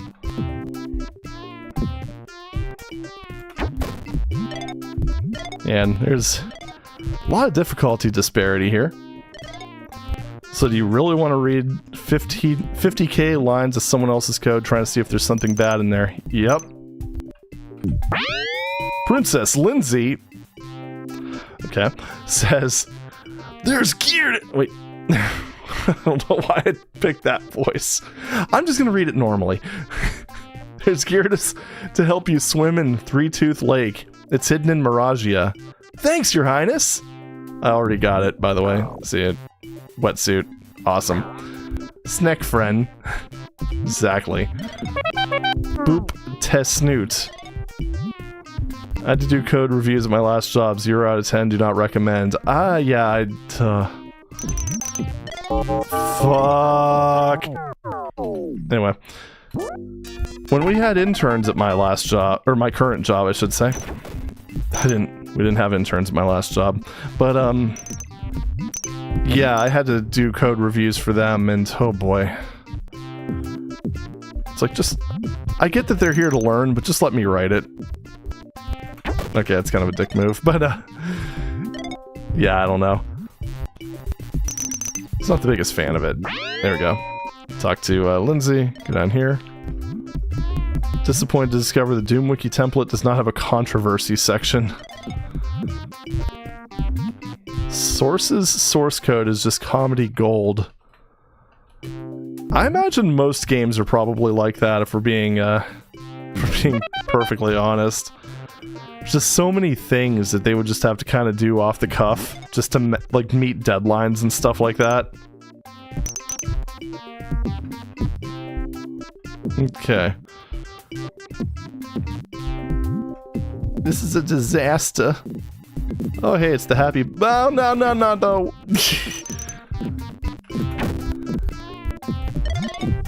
Short map. Okay. I didn't mind the new programmers. It was doing the reviews for the guy who'd been there for 20 years and was still coding like it was the 90s and refused to change. Oh boy. Well, see, the thing is, don't get me wrong, I don't mind mentoring new coders. Like, Like, for instance, the junior programmer we currently have at my current workplace. He's a cool dude. He knows what he's doing. He's competent. He listens. That's the thing. He listens. I've had interns that came in and thought they were hot shit because they were fresh out of college. I'm like, buddy. No, you're not. And your code kind of just proves that. Just a little bizarre. I'm not saying I know everything, but my guy, we all have a lot of experience here. And you shouldn't come in basically as a complete novice with an attitude. I mean, that's not how you make friends. I'm not saying you need to be friends with your coworkers, but you want to at least not be... You don't want to alienate them. How about that?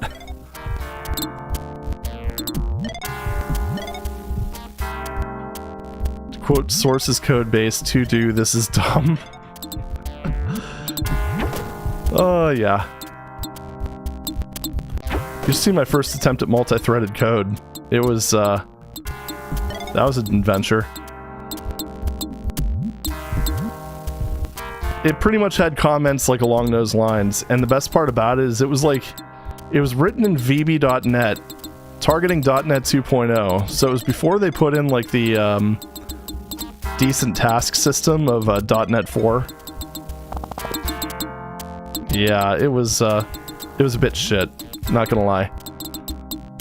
The only reason it worked at all was just basically because there was nothing that would cause it to get out of sync or anything. Or violate locks. It was awesome.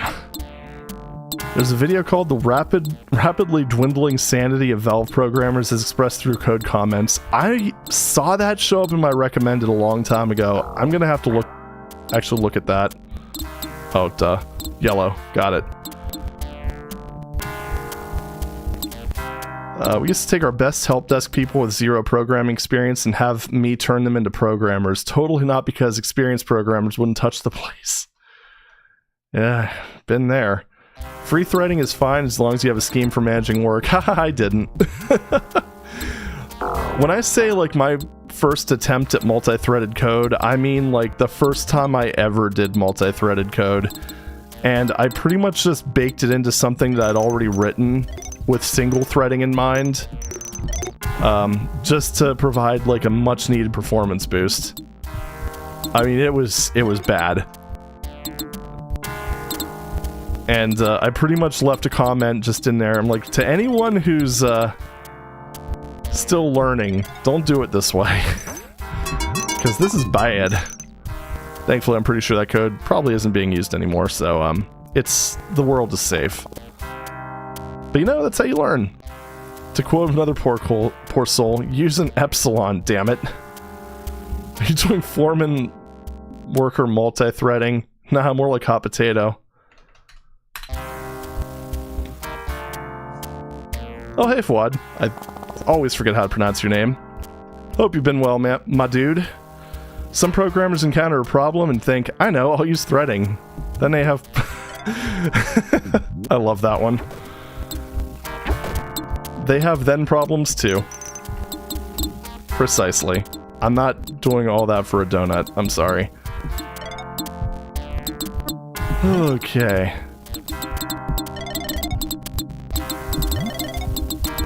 Do. Oh god!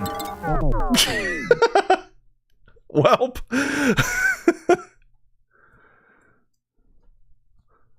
Hey, that's good.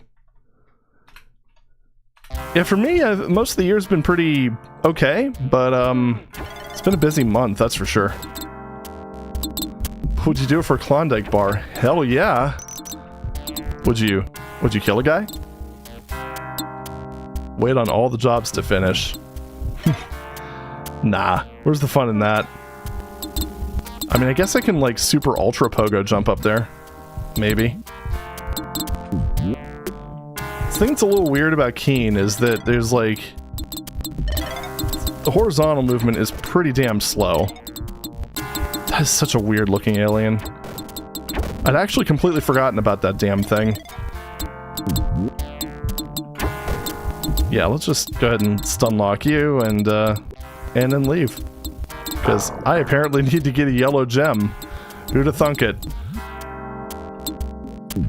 Ugh. There we go. Wow! Again, that surprises me every friggin' time. It shouldn't, but it does. Ah, there it is. Found it. That looks like something from the first game. Oh, you bastard! Yeah, it really does. Well, screwed that jump up. Alright, let's just wait. I believe I can scream damn, but if I type it in lowercase, it triggers the censor bots. Yeah, the funny part, I'm looking at the, I'm looking over at the chat log, and there's no actual, like, approval thing.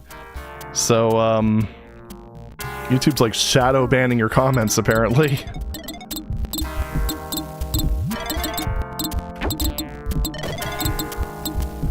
Oh, hey. Goodbye. Haha. Real insanity is when you have persistent threads that pull from a queue. Buddy and I were doing a mail processing app and came up with a cool way to do that. I can definitely see that. I don't think I've had an excuse to use lock-free queues either. So, there is actually a secret level. It's in the lower right corner there. I think you access it... Wait, hold on. Hand... Eye... Moon, sun. Yeah, I think it is from the Eye Temple. That sounds even worse when I say it out loud.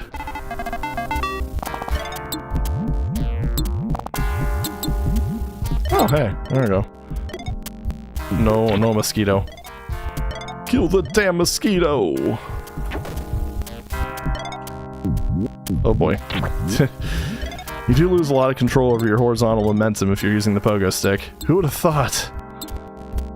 Gonna give me a dozen cores feels like a waste to leave any of them idle.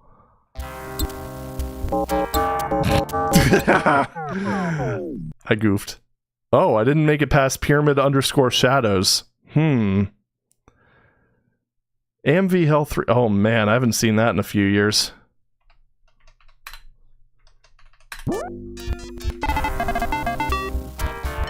Actually, weren't you the one that showed that to me originally? Like... many moons ago.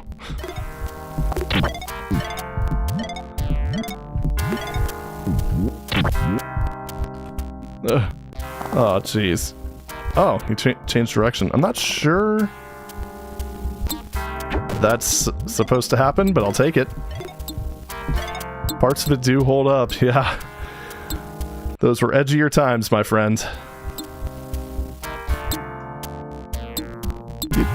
Do. Okay. And now we're back at the beginning. Woo! Alright. Wait, is funny triangle eye a banned word?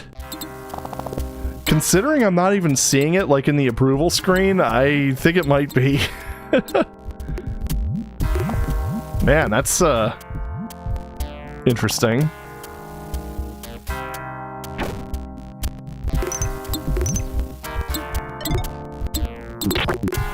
Jeez, just super crush that damn mosquito.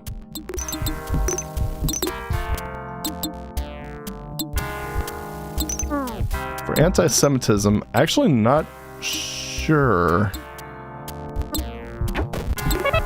I've never, like, never heard it associated personally with any anti-Semitism, but I'm not an expert, so I will yield to those who know.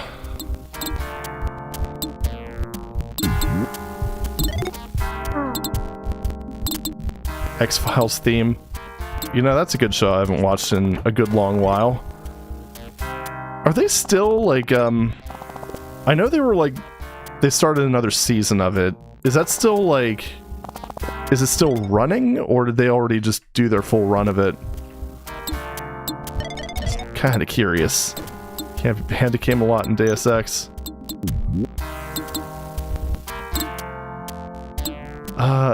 It did. That is one thing, though, is you do tend to get a bit of, streamer privilege in a lot of ways. Like, the way that YouTube's filters work is really, really weird. And unfortunately, it's also one of those cases where it doesn't always give the channel owner abilities to override things. Like, people have just made very innocent posts. And, like, not only do they not show up in my queue, but they just disappear, like, altogether. And I don't really know what the deal with that is. And not even stuff with, like, URLs, but, like, people just, like, analyzing, like, Doom levels and stuff. Just a little strange. I don't know. Comes completely going on autopilot, because when... Oh, I didn't get that extra life. Oh, well. I have 8 of them. I'm fine. Okay. Conspiracy theorists be like, yeah. Oh, trust me, I know a flat earther IRL. I get to hear a lot of things. It's funny. And he's family. He's mostly tame, but it's, the logic leaps are kind of amusing. Oh, hey, actually, I just haven't used the pogo stick much because of how weird it functions in this, particular interpreter. Should have stuck with Millennium.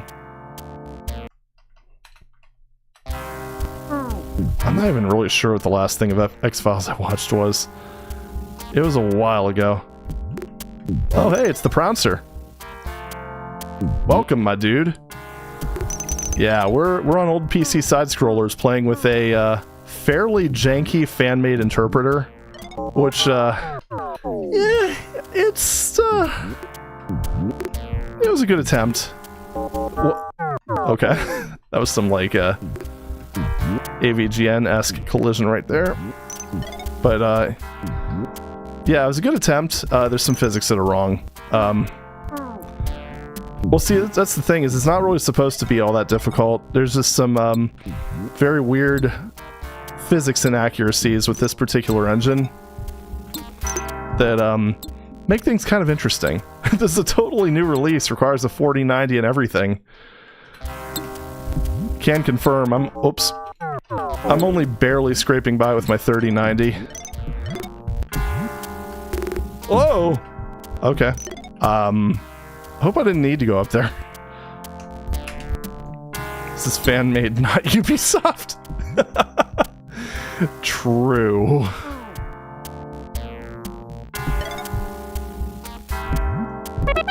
Okay, there we go. Oh. There's more. Do-do-do-do-do. Blue gem. Nope, nope. I pretty much fired in every direction, just until the blue thing exploded. Or Konami. Hey, Konami makes good rhythm games. That's all I'll give them. Oil, holy shakouta, boys. We got oil. Yeah! Oh, thank you so much for rescuing me. I'll return to the Oracle Chamber immediately. Good idea, Gramps! God damn it, Keen. I don't know if we're gonna make it to the secret level. I don't remember exactly how to get to it. I just remember I got to it once and it was really exciting. The Pyramid of the Pyramid Ancients. Yeah, we're just gonna call it Pyramid Ancients.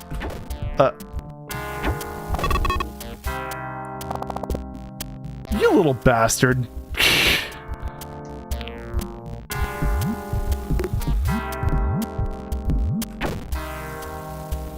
Okay. So I guess that guy steals items. I legitimately don't remember that. Whoa. Ha! Stop it! And there's more than one of them. Perfect. Whoops. I was just making sure the spacebar worked, that's all. It's kind of funny how, when, like, you look at... No! Did I mention the mosquitoes kill you? They kill you. some sort of very fast-acting bloodborne pathogen, I suppose. Alright, there we go. Why do I have a feeling that basically those guys can... Well, he tried to violate the laws of physics. I didn't let him do it this time. What am I doing? Forgetting the controls, that's what I'm doing. Alright, come on. There we go. I don't know. Excellent. Let's run down this way. He pooped everywhere. Just look at that. Even Keen's like disappointed. Like that's a look of just, oh, well, never mind then. Shrug. Okay. So we basically have to kill the item thieves before they thieve my stuff. Come on. And yeah, the slug poop can kill you until it's completely dissolved, so that's another fun thing. Didn't that one? There you are. Gotcha.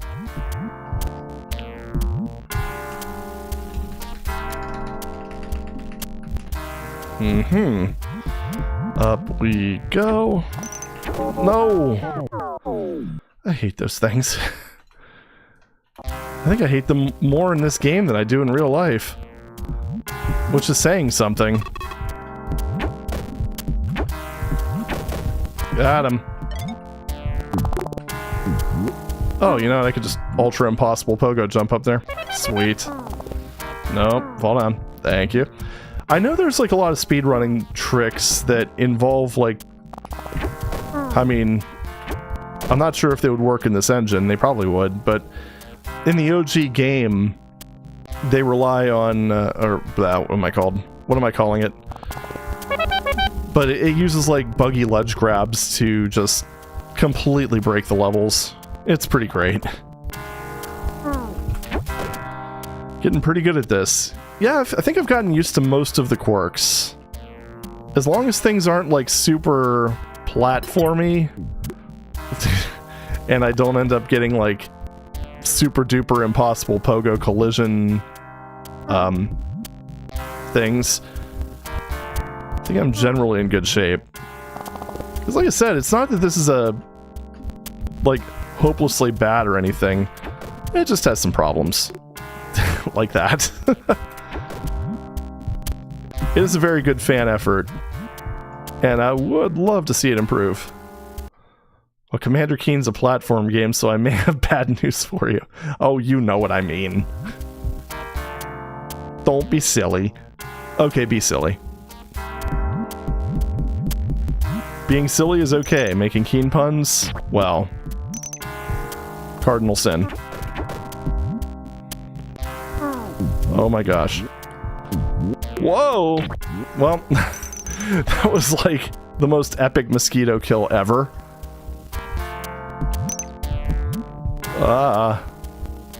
Yeah, come on up. There you go.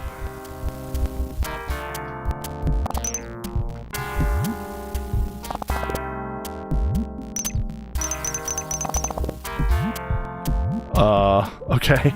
The camera finally caught up. That's good. 10 extra lives. I wonder what the limit is.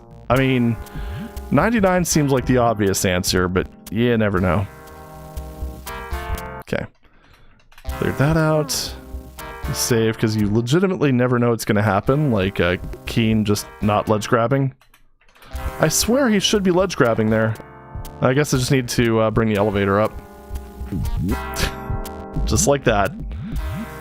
The way it intended. Am I gonna be able to make that? Not if he doesn't jump. Nope. There we go. Okay. Emulator Keen has no grip strength. Exactly. There we are. It really seems very angle dependent. Ooh, that's a nice little bit of timing. Oh, well, jeez. Another extra life. Perfect.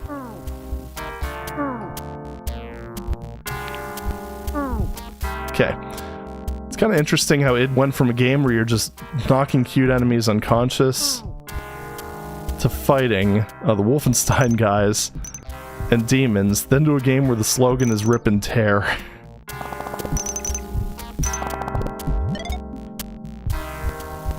Yeah, pretty much. So, red key. Did I even see a red door? Yeah, they did have Catacomb 3D. Which I think that was more of a Carmack thing, if I recall correctly. Like, I think that was actually published under the soft disk name, I believe. I remember playing that one too, on the old 486. And I gotta say, it was pretty impressive that managed to get that out of that type of graphics out of EGA. Because man oh man, the PC video hardware really didn't do you a whole lot of favors. I mean, VGA is, I'd say, the point where it started to become tolerable in a lot of ways, but yeah, it was literally just intended to reduce costs for hardware manufacturers. It was never designed to be easy to program. Now I gotta wait for the poo. As always, we have to figure out which words trigger the censor bots. Yeah, now I'm picturing like all of you guys just getting banned from chat.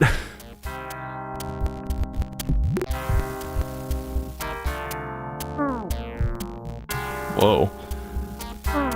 Oh, oopsie. I made a poopsie. Oh, I mean, when you want to look at like the original IBM PC, you pretty much had the choice between MDA and CGA. Which, I mean, technically you can get both. But, MDA, you had nice high-resolution text, but no graphics support whatsoever. And on the CGA side, you got really crappy-looking text and some very chunky graphics. It was a trade-off. It was trade-off city. And yeah, as Adam said, the PC was trash for the time. Amiga was amazing, but the company behind it was as dysfunctional as an Italian family dinner. Yeah, that's a very good way of putting it. Like, if you look at the games and stuff that Amiga had, like, as early as, like, 1985, like, it's actually shocking. Like, you would think that they were just, like, Genesis games. It was some pretty kick-ass hardware. Okay, so I have the red key. There's gotta be, like, a cavern, like, a thingy. There's gotta be a thingy. You know, one of them things. Alright, I didn't miss anything back here. Good. CGA graphics are so purple. Yeah, pretty much. That was the thing, like, even the Macintosh, like, I mean, it was like a monochrome bitmap display, but at least it was crisp. I mean, it had these nice crisp graphics and stuff like that. I don't know, it was just kind of nice. CGA was, oh mama. Remember when you could just lose your green electron gun? Oh yeah. Thankfully, I didn't have that happen on any of my monitors, but I've seen that happen on TVs. Or when you have, oh, okay, this one opened. Sweet. Thank you. Parents' monitor did that, which made solitaire difficult. I can imagine.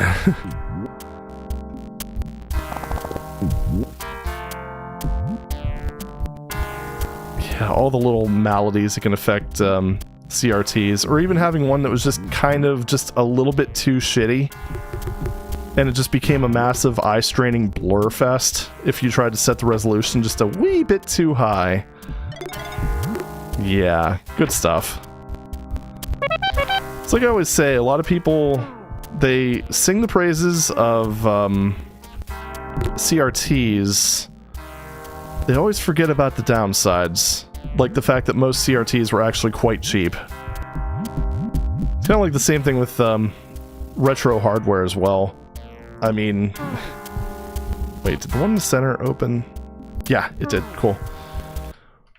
Like with retro hardware, there was a lot of trash PC hardware back in the day. Thankfully, we've gotten to the point where we've basically filtered all that stuff out, and now the only stuff that you can find is just stuff that's actually decent. There's also the error, at least on the Mac, unsure of Windows, of needing to remember to set your system to 256 colors because the games themselves didn't do that. I ran into that. It was definitely an issue on Mac OS longer than it was on Windows. So I remember that when I started messing around with classic Mac stuff. It's like, set your display to high color, set your display to 256, etc., etc.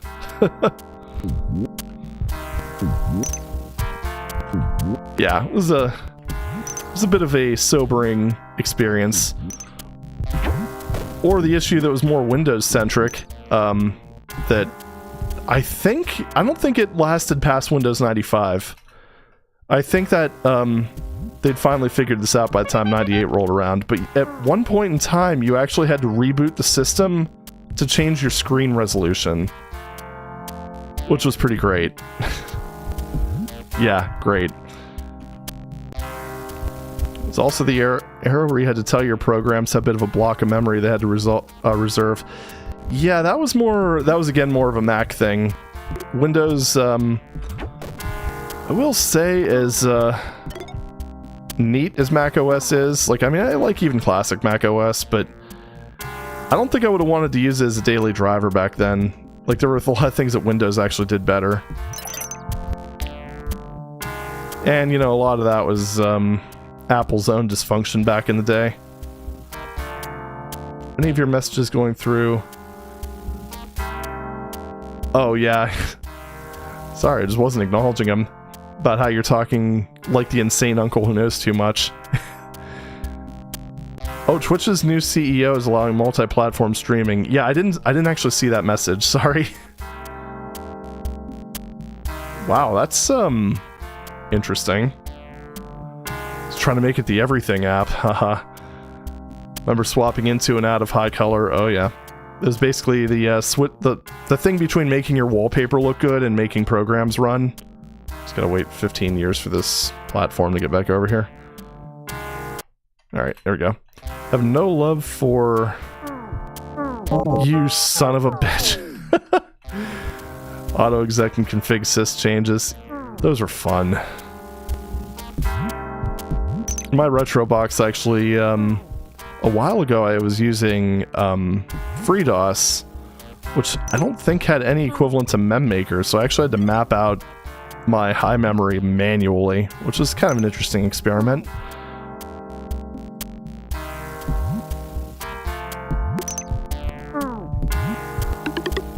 Oh, okay. Oh, thank you so much for rescuing me. I'll return the... May the road rise to meet your feet, Mr. Member. What? Okay. Yeah, so I didn't get the secret level, of course. I think it was one of the other temples. I actually think it might have been this one. I don't remember. Daily drove a Mac from the C64 era all the way until I was out of college. Yeah, I have not been into them nearly as long. I think this last Oracle dude's in here. Wow, Keen suddenly got poetic. Macs definitely had a ton of quirks of their own. They still do if you use modern Finder. Finder is probably the worst part about the Mac OS experience, in my humble opinion. But what you gonna do? FreeDOS is based. Hell yes. And I gotta say, that's like one of those projects that I don't think... Whoa! Damn it, that pogo thing gets me every freaking time. Anyway. And that's the thing, is even by today's standards, I don't think people really appreciate just how big of a deal FreeDOS's existence is.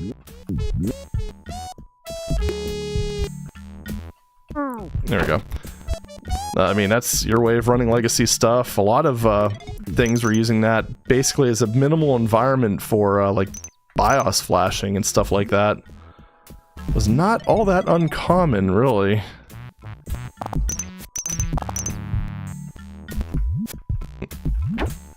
Yeah, let's just drop down and do that. Awesome. Yeah, FAT32 on a 16-bit machine without having to rely on like that Windows 95 OSR2 boot thing, because you could technically do it with Microsoft, like Microsoft Windows 95 or 98, like if you use a DOS thing based on that, but that wasn't really officially supported like it is on FreeDOS. Mostly having a mix of Mac, Windows, Linux available, I would never want to be stuck to having only one OS. I tend to agree. Yeah. This area's a little silly. But we did it. I don't know how I'm supposed to kill that guy. But I'm gonna. That's how you do it. Alright. What are you doing, sir?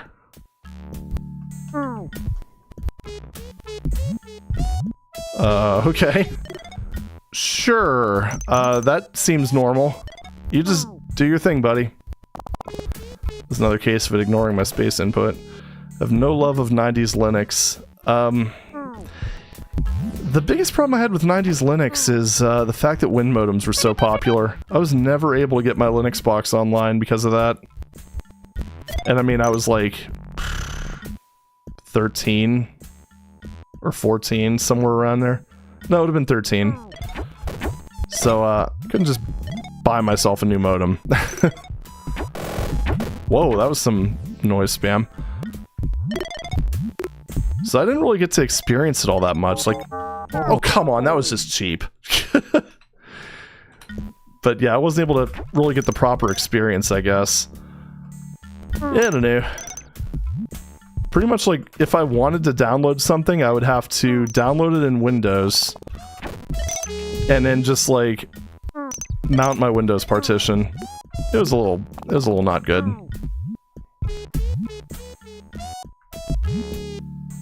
Most fun I had with 90s Red Hat was installing 98 over it and playing all my DOS games. Yeah, that's fair. I mean, it was very rough in that era. Definitely not gonna try to discount that. I'd say it was still impressive that you could get a fully working operating system for free. But I mean, it's a shadow of what we have today. And that's putting it lightly. Okay, good. These guys can't actually come down here. Oh my god, these controls are really unresponsive. I cannot possibly overstate that. There we go. Finally, ads in my taskbar. I think my real choice OS was probably Windows 2000. Not a super unpopular opinion by people who have used it. Also, yay, secret. But yeah, I kind of felt like everything just went downhill from that point forward. God, Windows today just upsets me. I actually just set up a dedicated Linux workstation in the other room, and I've been very much enjoying using it. Wow. Yeah, that's pretty much where my old gaming rig ended up going. Just let's workstation it up and stuff. Bozo the Clown, aka Windows XP. Yeah.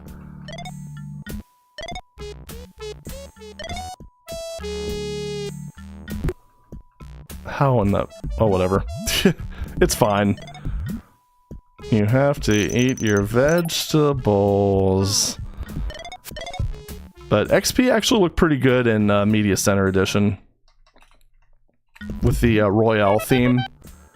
And actually, even the Zune theme looked really nice. Which was based on Royale. So, you know, there you go.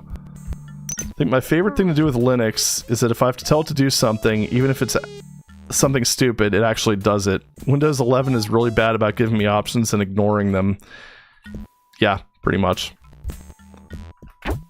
Connection keeps cutting out and it's 3 a.m. UK time. Okay.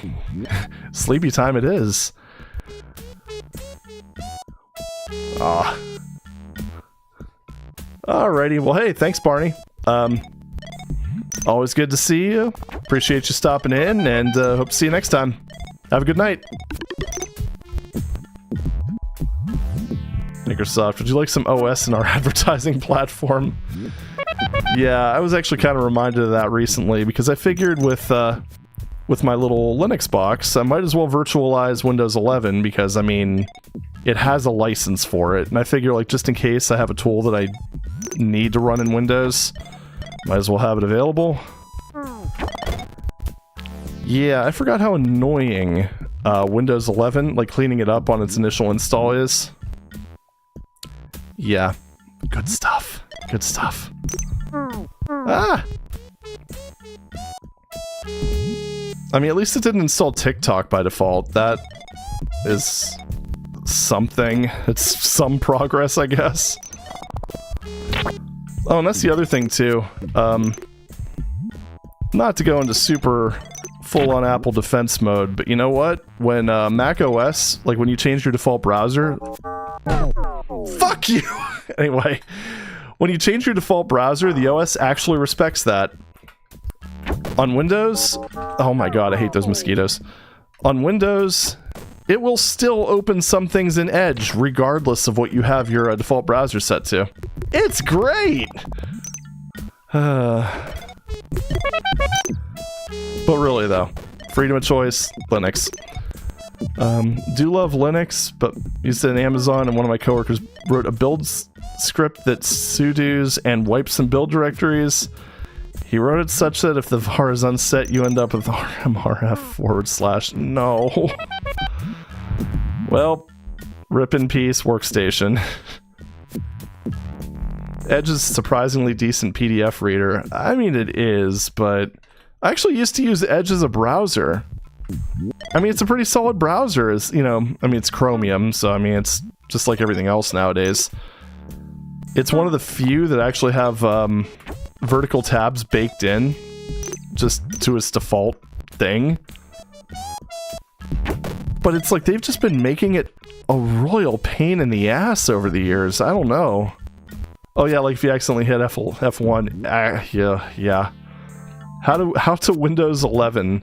Step 1, fix the taskbar centering. Step 2, dark mode. Step 3, cry. See, that's the thing with me. I'm super efficient. I put in step 3 pretty much between all of those steps. Oh, right. Let's, Later, loser.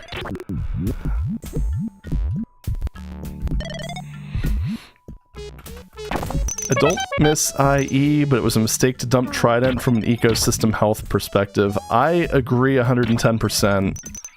And that's why I've been encouraging everybody to at least use Firefox or consider using Firefox. Because I hate the fact that Google is basically controlling the internet. Because, I mean, it's like they even took that step where they forked WebKit into Blink. And then basically took their market share with it. It's, God. So, I mean, even when you think about it, even technically using Safari is kind of going against the grain, and that was kind of what started the modern web in a way. Man, kind of wild. Opera gave up the ghost. Firefox is barely hanging on now. Yeah, pretty much. Firefox, some of that you can kind of blame on their own... the way that they kind of ran things. But still, it's... what's happening is not pretty, because we're running into essentially the same issue we had with, when IE was running the show. It's just... now it's Google instead. Step 4, feel dread as you will never have the browser you want as default. Step 5, get angry about how every time you open a game, the MS Gaming overlay fails. Oh boy.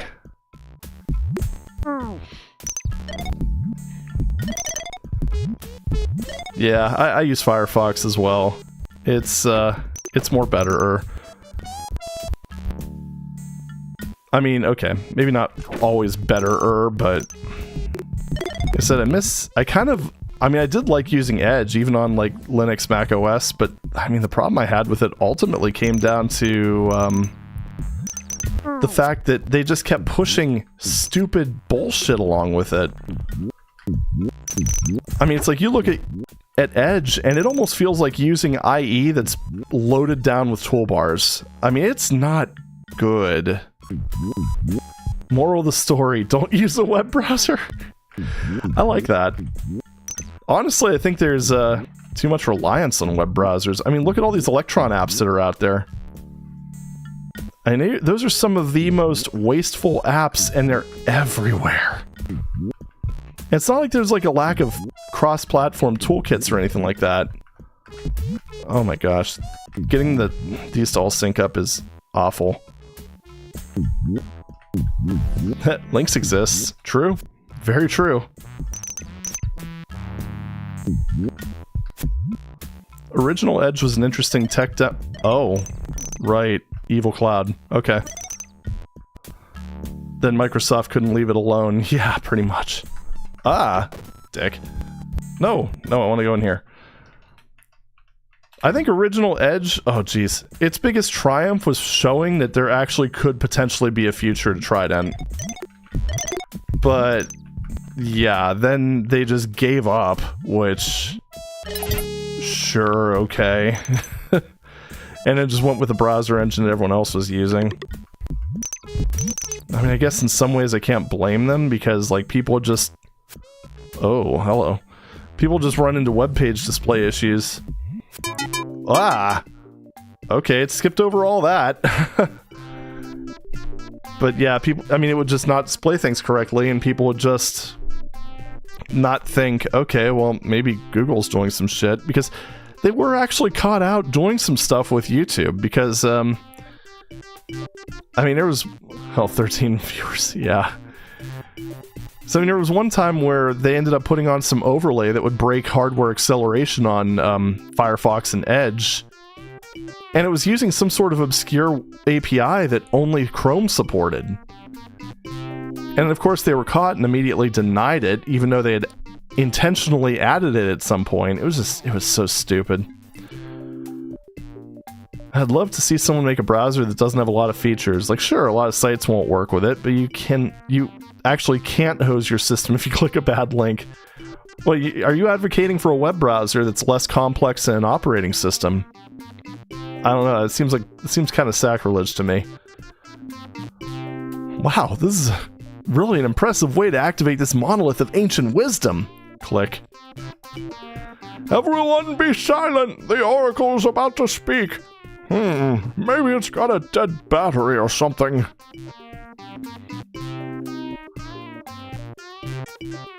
The Shikadi are a race of shadow beings from the far side of the galaxy. They are planning an Armageddon machine and are planning to blow up the galaxy with it, then rebuild it to suit their needs. They live on the third planet of the Korath system, which is 71,000 light years from Gnosticus 4. I think I got that right. Yeah, a what? Thanks, Windows. The Armageddon machine is almost complete, and this is what they look like. Alright, Keen. These Shikadi are toast! Thanks for the scoop, Oracle! I'm out of here! Hope it doesn't rain on my folks! Meanwhile, back on Earth.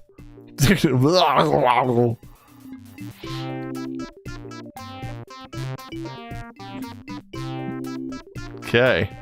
Now the Windows thing where the File Explorer decides it wants to be in front. Yeah, I love that. To be continued. Oh, noes. Don't miss the Armageddon machine, the shocking conclusion of Goodbye Galaxy, where you'll see what the Shikadi look like, the insides of the Omega Matic, lots of weird robots and aliens, cool shots of galaxy exploding, okay, plus one or two big surprises. Call or write for the Armageddon machine now. Microsoft can't be trusted with modals. They're going on the top shelf. Exactly. Oh, DOS browser. Yeah, there's one called Arachne. I don't know if it's still being worked on, but yeah, it's pretty good. I mean, I don't know. I haven't used it recently, but I used to use it on my DOS machine, which it's kind of convenient, I guess. When I was working on an online game, there were all kinds of things Chrome refused to follow any sorts of standards on. Gee, where have I heard that before? Oh, yeah! Internet Explorer. Yeah. What on earth? What did it just do? Alright, well, we did it.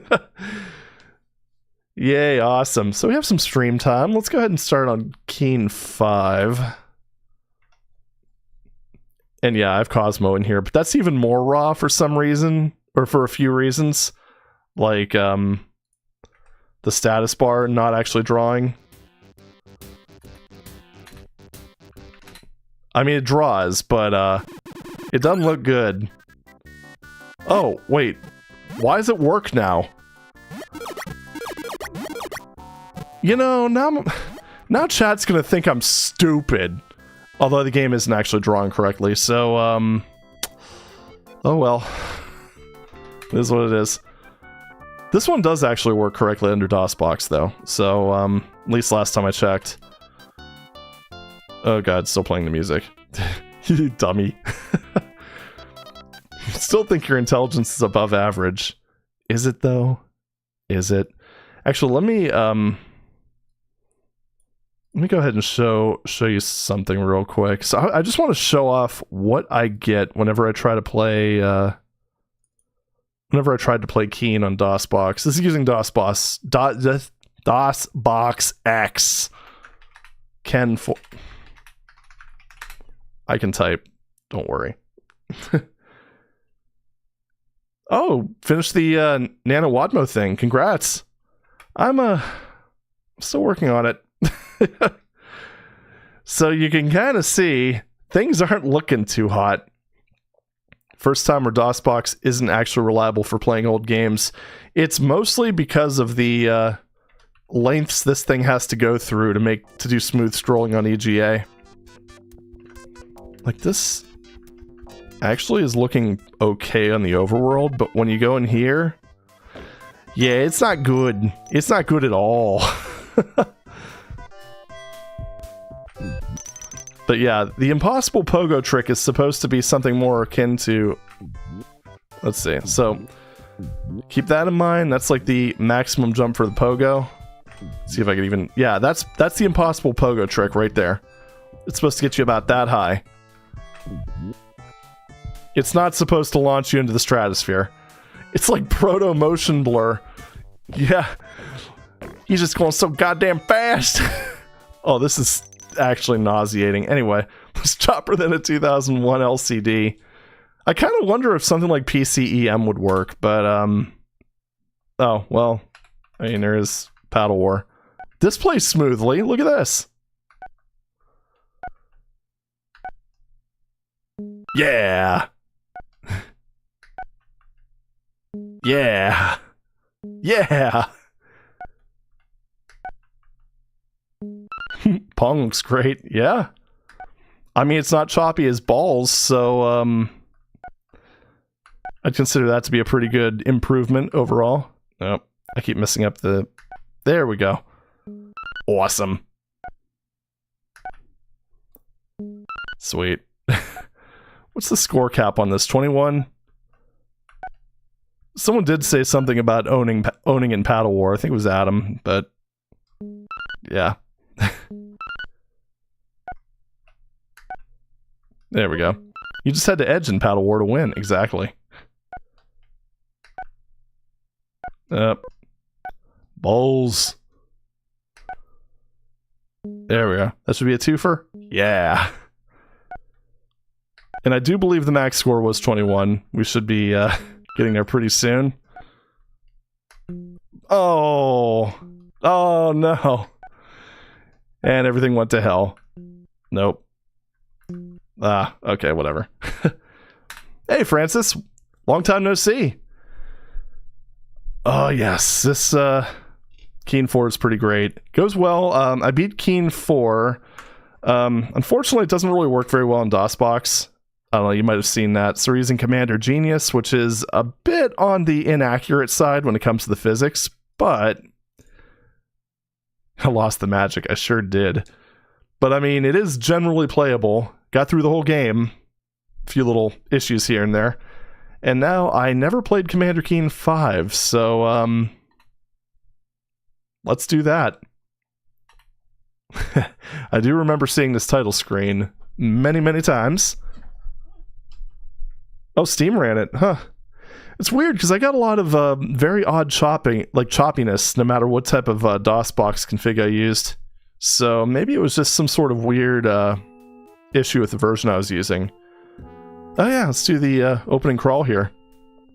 Episode 5, The Armageddon Machine. After learning the location of the secret Shikati base, Keen jumped in his trusty Bean with Bacon mega rocket and blasted across interstellar space. 75 furious games of Battle War later, Keen dropped out of lightspeed near the Korath system. He flew toward the planet, keeping it between him and the base. Wait for it. Pulling up underside and docking at the ion ventilation system, Keen must destroy the Shikati Armageddon machine before it explodes and destroys the Milky Way. He steps into the dark ventilation duct and begins his most dangerous adventure yet. Yeah. Oh, okay, it was on a Windows 7 PC. I don't know. I'm kind of curious. Like, maybe trying different versions of DOSBox, see if that works. There's different forks out there. I was using DOSBox X. Or possibly just using like a different PC emulator, like PCEM or something like that. That might work. Am I going to play Machete, Scythe Style WAD that got an episode recently? Maybe. Haven't looked into it just yet.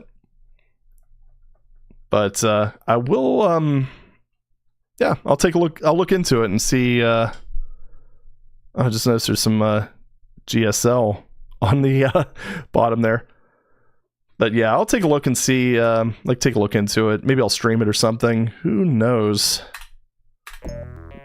Keen purposely wanders around the Omega-Matic.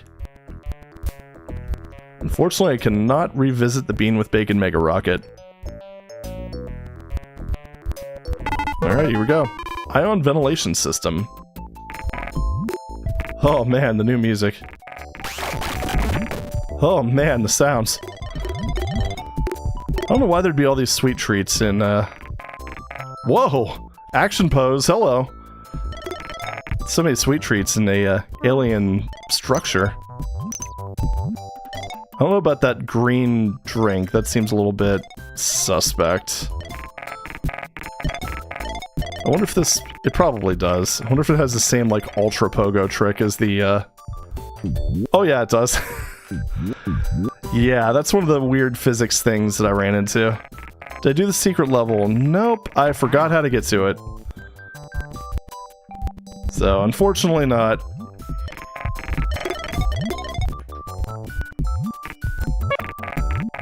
I have done it before when I was younger, but yeah. Not this time. So they have sugar-based body chemistry, unlike how we use sodium as an electrolyte. Yeah, it checks out. I don't know what those are, but I mean... Oh, you know, I should have seen that coming. There's even fire coming out of them. Tried to boot up Keen 4 on my own machine, discovered the new alt space shortcut. Oh, that's not new. That's been around since like Windows, like classic Windows. Yeah, it's a bit of an issue on games that use Control, Alt, and Space, though. Whee! Hey, Brian. Grabbing new tiers causes VSs to appear. Oh yeah, I guess those are new tiers. Oh, Vitamin. Okay. Never played any of the other ones. Yeah, this is actually my first time playing 5. Oh, dang it, I keep bumping my head. Whoa! Some very interesting pogo physics, courtesy of Commander Genius. But, well, you know.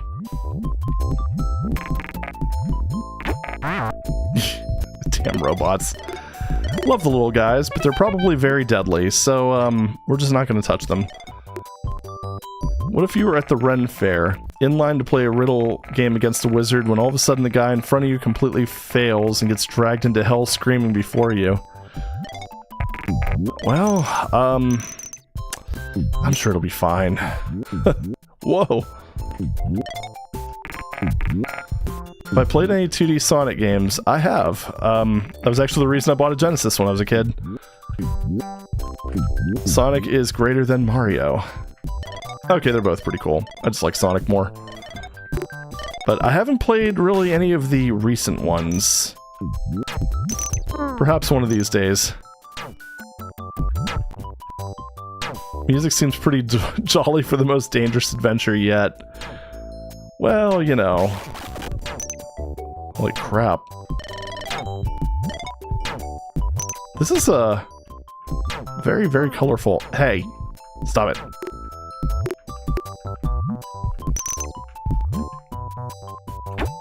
Okay, well, easy enough. Oh, power choice.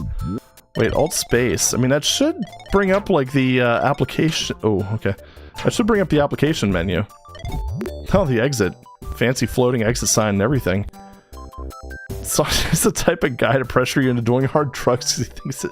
because he's really cool. Dude.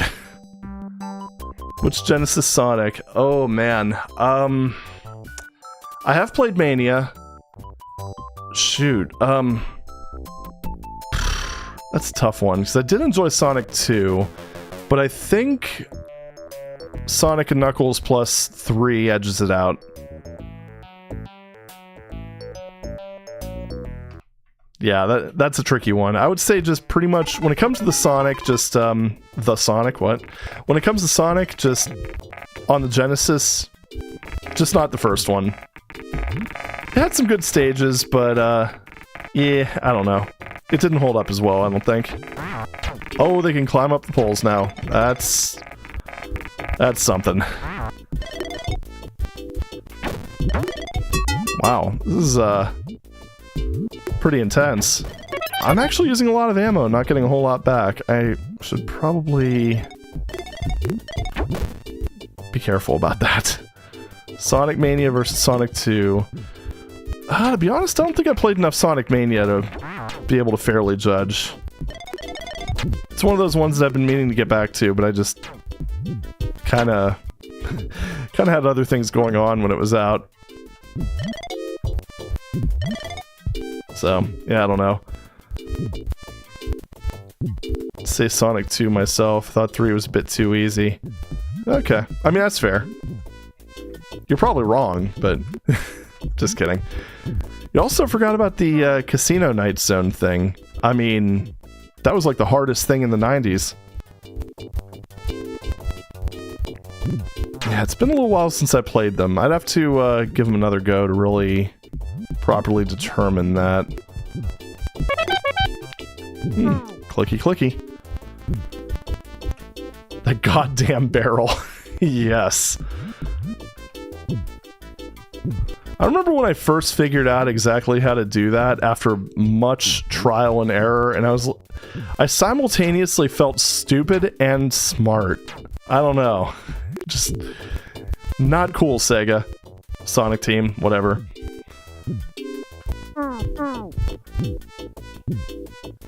Oh, Carnival Night. Yeah, my bad. How can I forget the music? Alright, gotta figure out what that switch did. I'm sure there was probably another instance of that Galactic Standard Alphabet that I just didn't see. Oh, yep, there we go. Yeah, I'm an enjoyer of the Chemical Plant Zone.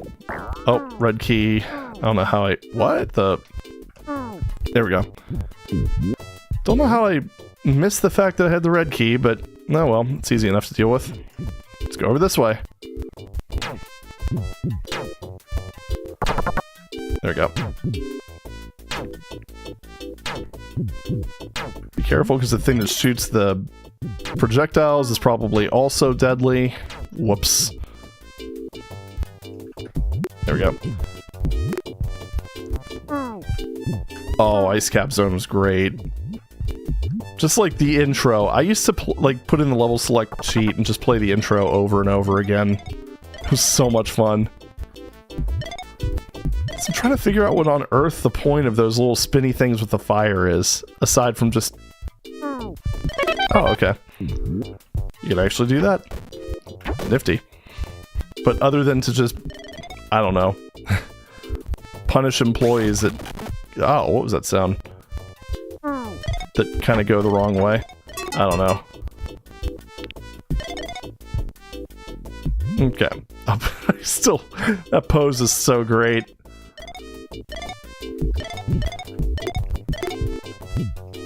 And you know what's funny? Had so many problems with the ramps in Keen 4. And yet that super steep one, no problem. No problem whatsoever. I'm gonna save before this because I don't trust myself. Surf's up, bruh.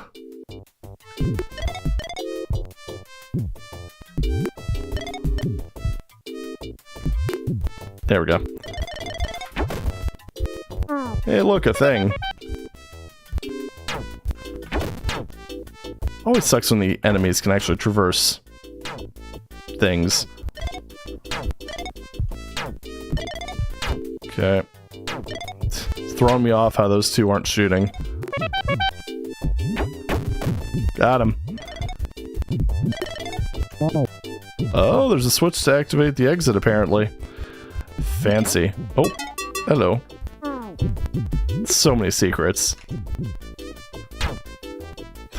Keen's a bit too young to be drinking dozens of pints of beer.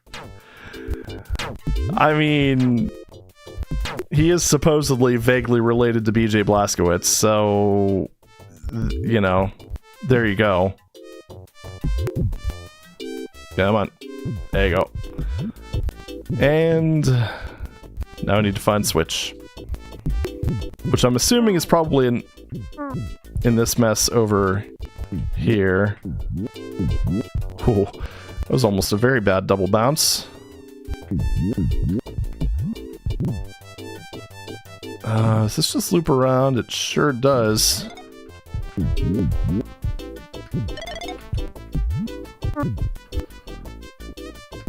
I could think of few things I trust less than all this stuff that's going on right here. All right, there. Why are you moving? Why are you moving like that? Okay. Jeez, oh man. How far out does that go? Probably far out enough.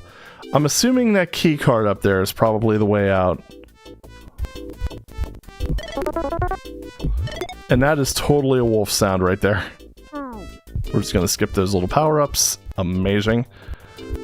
Because I don't trust myself. No! Keen, you fool!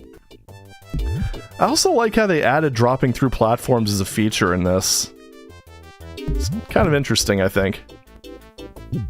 Kind of surprised it wasn't in the first, well, the part 4, I guess.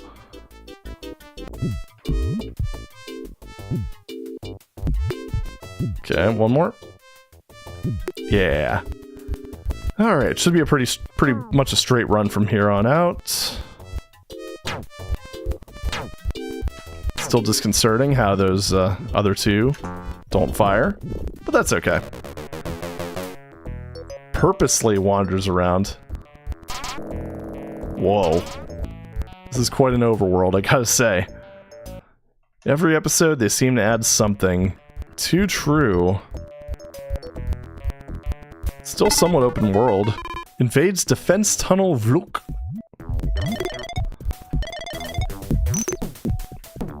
Uh-huh. Whoa. Gravity-defying monster. Kind of seems like that's going to be the replacement. Whoops, why did I do that? Anyway, it seems like that's going to be the replacement for the... No, I didn't want to go there. Oh, no. For the bouncing cyan mushroom. There we go. That's what I was trying to say.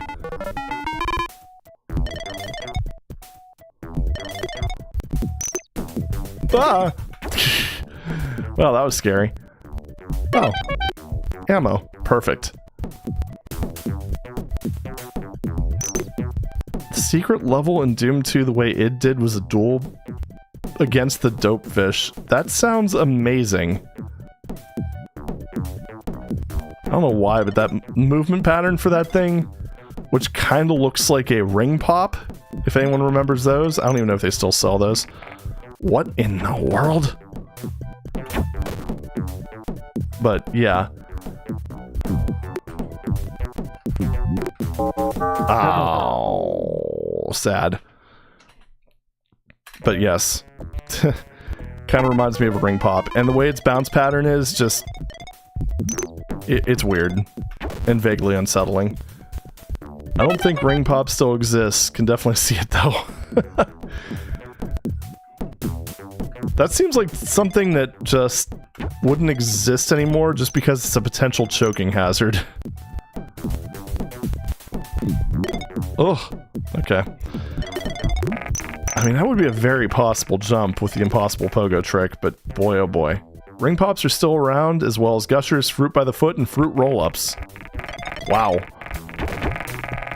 Oh, the blast from the past. Keep increasing. Whoa. Dude, chill out.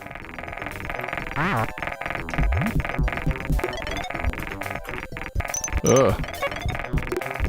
Man, it's consuming all the OPL channels like nothing else can play. Got to silence the robots. Thank you. Nope. Wow. I had to actually mash space a few times for that to work. Any chance for 2D Sonic streams at some point? Maybe. I don't know. I've been kind of playing things by ear just based on what I've been in the mood to play. Like last week I ended up, or not last week, 2 weeks ago I did VVVVVV. Or VVV, however you prefer. God, these things are just messing with me. I'm pretty sure that was the intent, but still, do I even have the yellow key? I don't, but I can get that, so it's all good. Okay. Oh my goodness. Alright, everything's fine. We're good. Red door open. Captain Viridian got an Arnold voice. Exactly.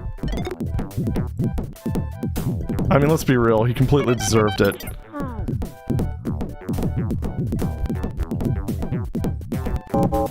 Fudge!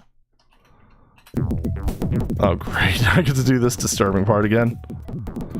The freaking bouncing ring pops of death. Do have fairly tight tolerances on some of these things, like those little snow things up there.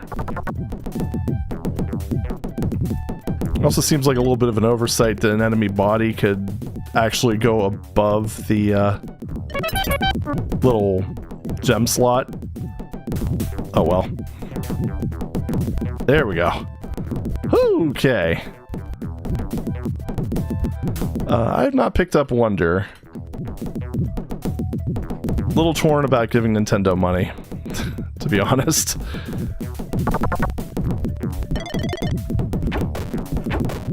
Lately, it just kind of feels like they're the sort of company that if they found out that, like, an orphanage had a bunch of Switches and they were letting the kids play it, they would end up just suing them.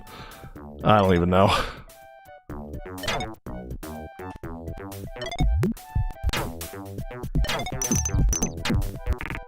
We'll see.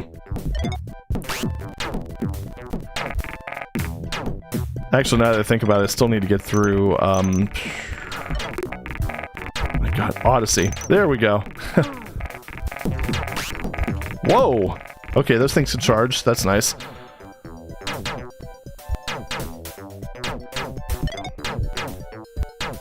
This game's actually older than Sonic 2 or 3 and Knuckles. That is true. Didn't even really consider that.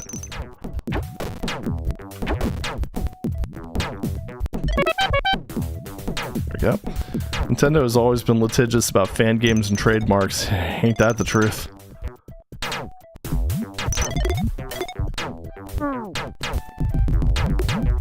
little weird about Smash tournaments too, but I mean, I guess it is their IP being represented, so There we go.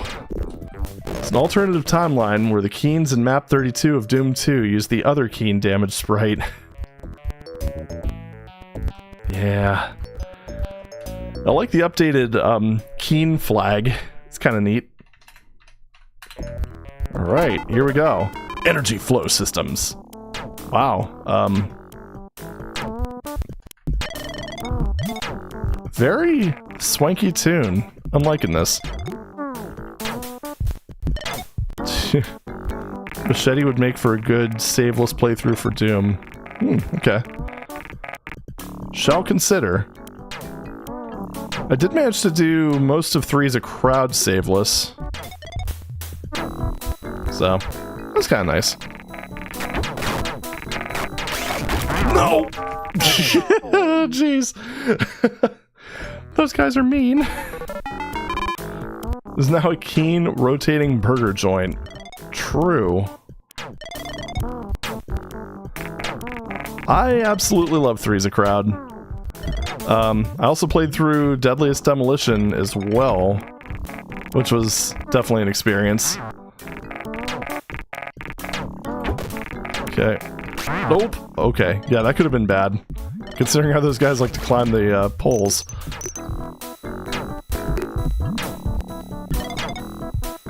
Boink. Alright, there we go. Awesome. I don't have that. Alright, well, back we go, I guess. Uh-huh. Yeah, let's just move. So I'm guessing those, like, patrol dudes are kind of the, general big bad that you have to avoid in a lot of these stages. Because it kind of seems like there's most of the, or it kind of seems like most of the things have one of those guys. Oh yeah, Nano Wadmo. I bit off a little bit more than I could chew. But, I don't know. I'll probably continue working on it. Well, not probably. I will continue working on it after October. Figure at least I have, should have 2 maps by the time I'm done. This music sounds like something out of Duke Nukem 2. Kinda does.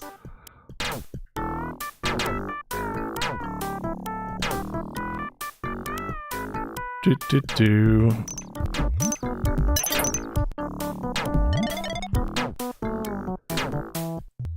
Yeah, it was one of those things where I tried to do a... Well, I mean, you saw the videos. I tried to do a gameplay mod because I kind of had an idea. I had one of them, they're bright ideas, but... Turns out, game balance is hard.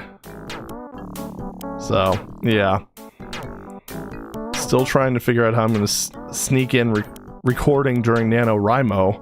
I planned on doing that last weekend, but it didn't end up happening. Ooh, yeah. That would be kind of tough. I can't even imagine, like, trying to... Oh man, can you imagine if someone tried to do both of them? Oh boy. What's your favorite 2D platformers? Oh boy. Probably the Metroid series, I would say. Oh, wait, I looped around. Oh no! Like, and that's the thing, Super Metroid is the most common answer whenever someone talks specifically about Metroid games, but I'd have to probably go with Zero Mission, weirdly enough. Mostly because it's the one that I played the crap out of. Oh, no, I already went over here. I think I need to jump this way. Okay, there we go. But that one's in there. I mean, I guess it kind of depends on my mood. Because, I mean, Cave Story is very high on the list. VVVVVV is always a ton of fun.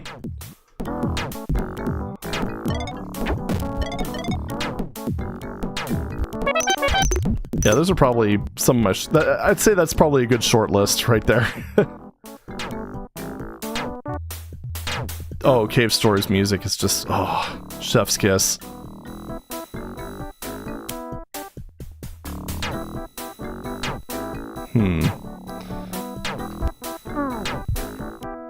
think I need to be back here.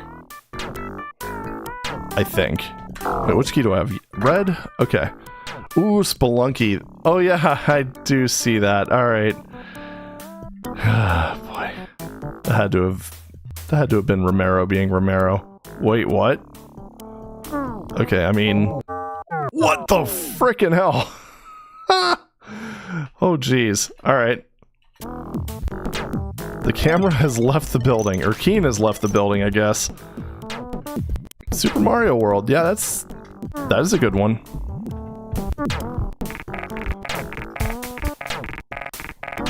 Okay. Whoa. Did not expect to be able to walk on this. Okay, cool. Alright, well, everything's fine. Everything's fine. Everything is fine. Well, I didn't land where I was intending to, but I landed where I needed to land, so, happy accident? Yeah, we'll go with that. Okay. Oh, and it was just a bonus area. Oh, jeez. You know, that's actually one thing. I really do need to play more Castlevania games.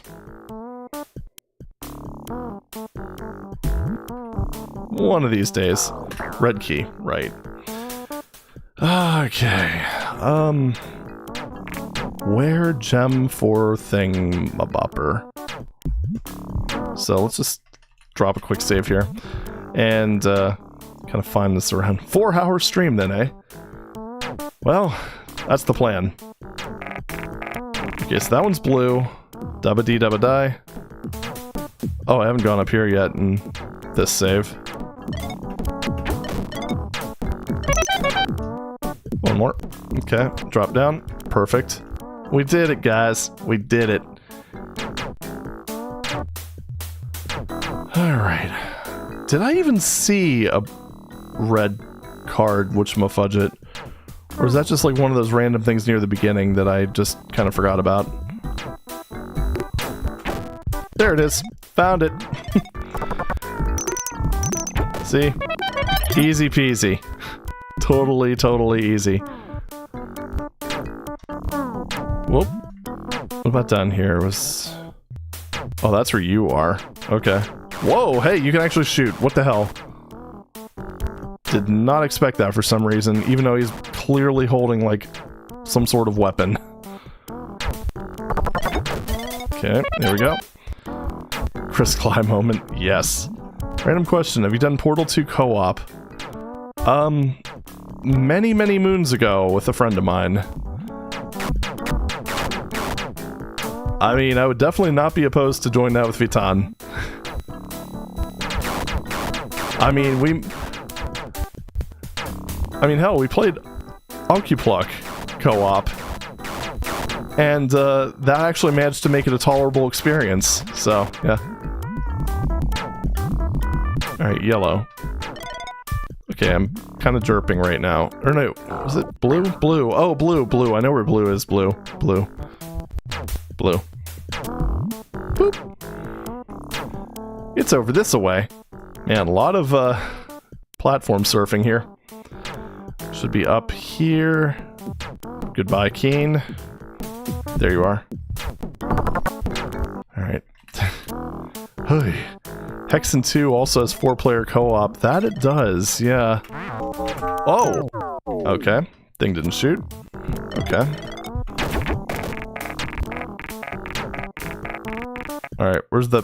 There you are. Haha. Clutch shot. So it wasn't really clutch so much as whatever. Skill shot. Now what do we got down here? Okay. What in the world are you? I mean, you flash. That means you're taking damage, I think. Oh, you can't come up this way? Even better. Is this going to be one of those... No, I can walk up it. That's weird. Huh. The Invisible Man. I mean, yeah, kinda. It's more like don't know if I want to do like Photoshop thing. It's like Mr. Stroke. I don't know. That really doesn't sound right. So, alright, green key. Now where was this? Was it over... It definitely was not over here. I'm almost certain that I saw a green key somewhere, but I'm trying to think of where. Wait. This is a place that has a... Oh my goodness. Did I find a place? I think I might have found... This took a turn while I was cooking. Oh yeah, it's true. It would be about dinner time where you are.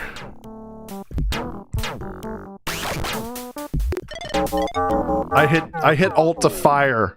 Apparently I thought I was playing... My goodness. Apparently I thought I was playing, freaking, like, Duke Nukem or something. Okay. Okay. It's all good. It's more Final Fantasy III PSP remake type of invisible. Yeah, I can see that.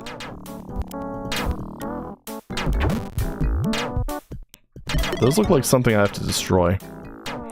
And here I am standing on top of them.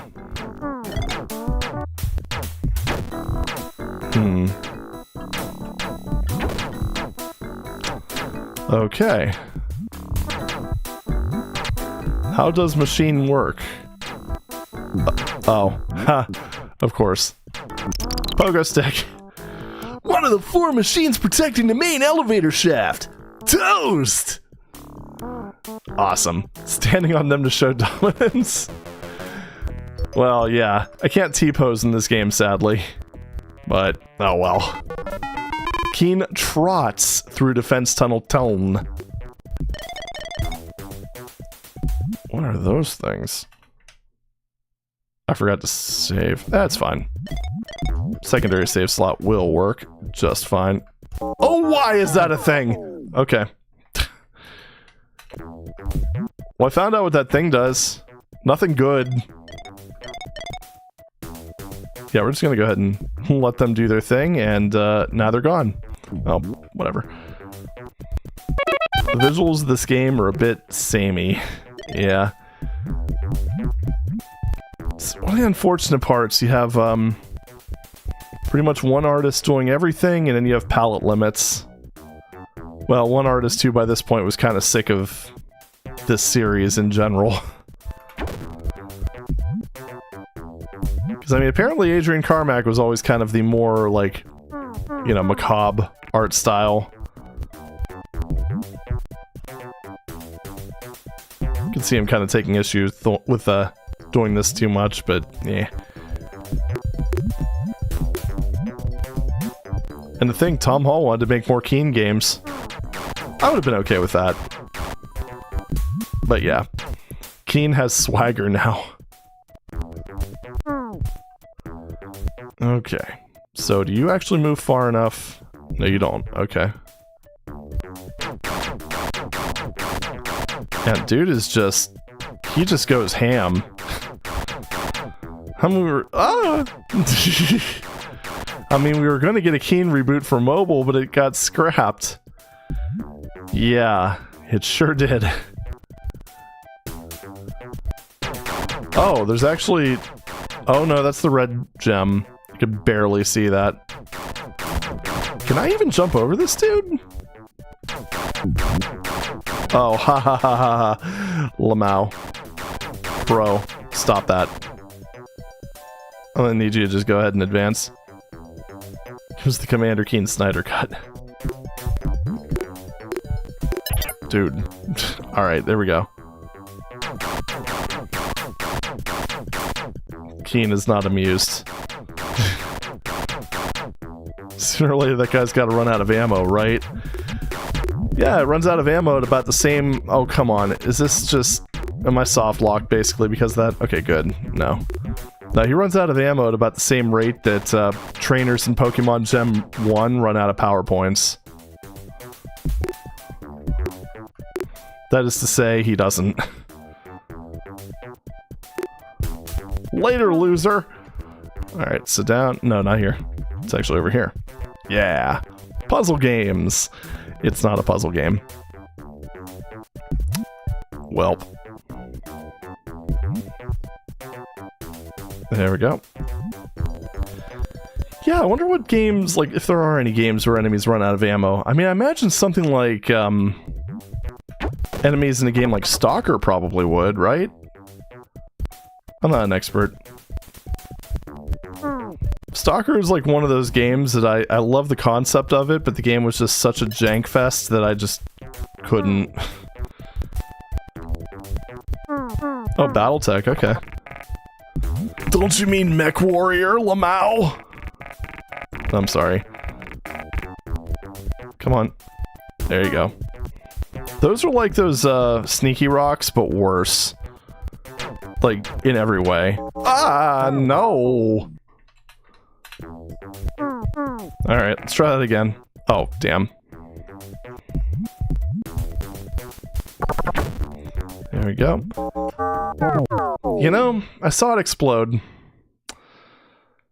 Just slightly. I saw it a little bit on the top of the screen, but it didn't really register the right way. Okay, there you go. There you go. Oh, Mech Warrior. I don't know if I had a machine that met the requirements.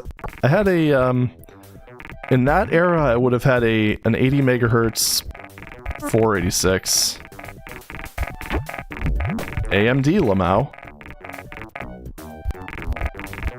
Okay, you gonna blow? No. Bro is just really unpredictable. What if I go up here and just kinda... No, not up there. Are you gonna blow up? There you go. Oh no, there's another one. Okay, there we go. That is so weird. I'm trying to figure out exactly what makes them go kaboom. It almost seems like it's based on, like, your horizontal position? I don't know.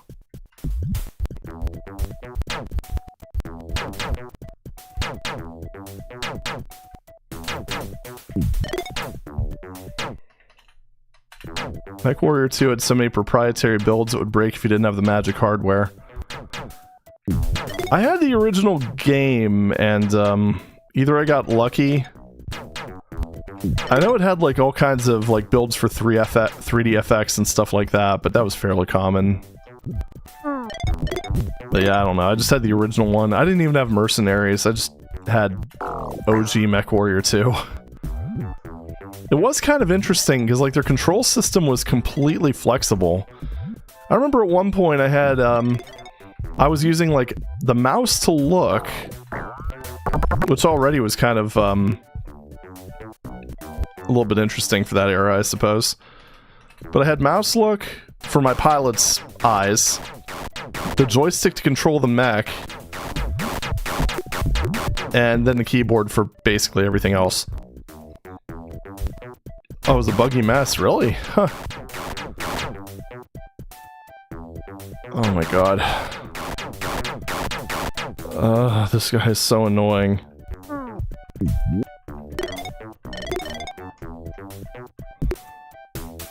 I have a feeling I'm going to, like...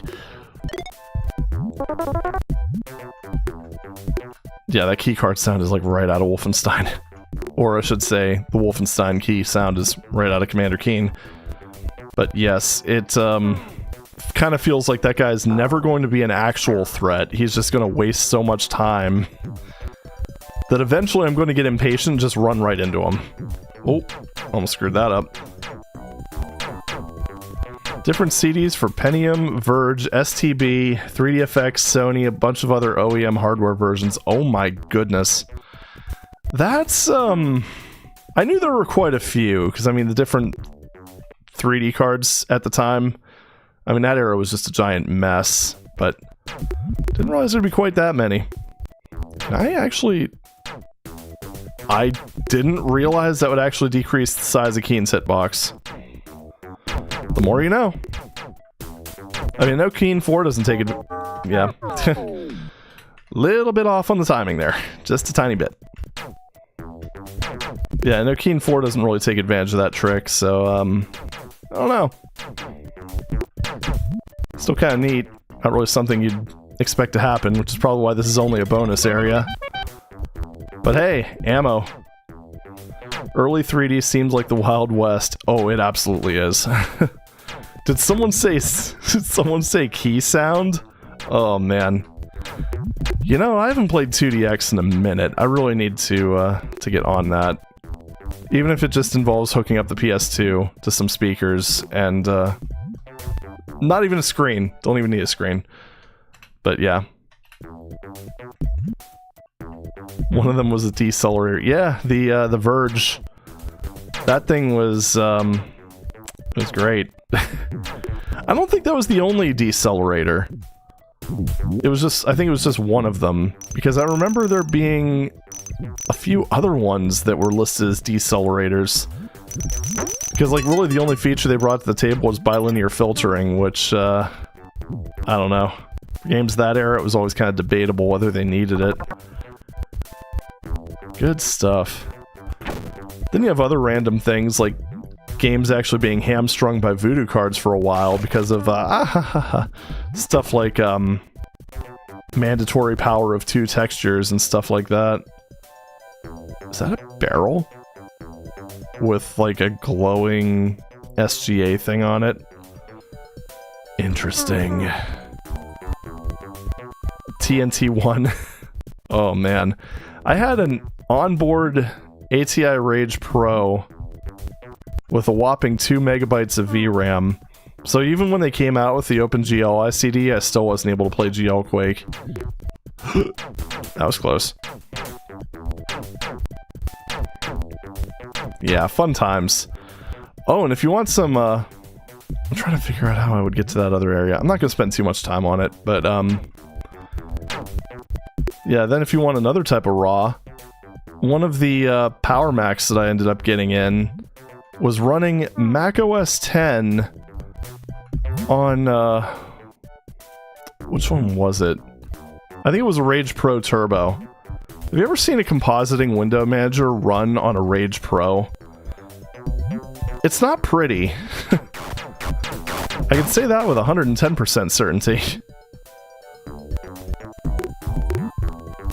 Trident failed to break back into 3D, but failed, yeah. Unfortunately.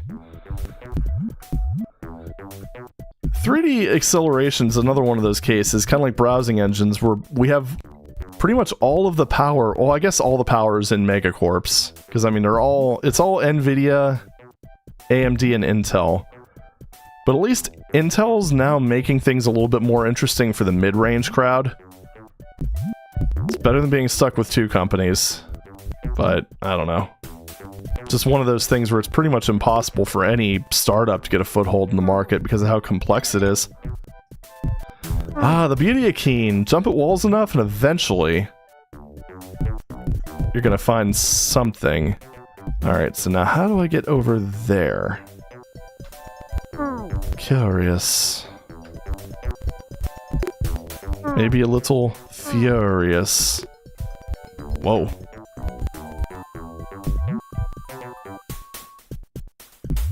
Okay, one more.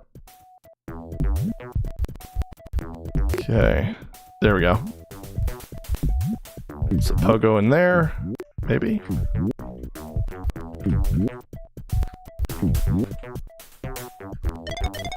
Oh. That took me down a completely different path. Okay, I'll take it. I like that we have a big 3 now rather than a big 2. It's a shame there's still such a huge barrier to entry for GPUs. Yeah, they're complex beasts, that's for sure.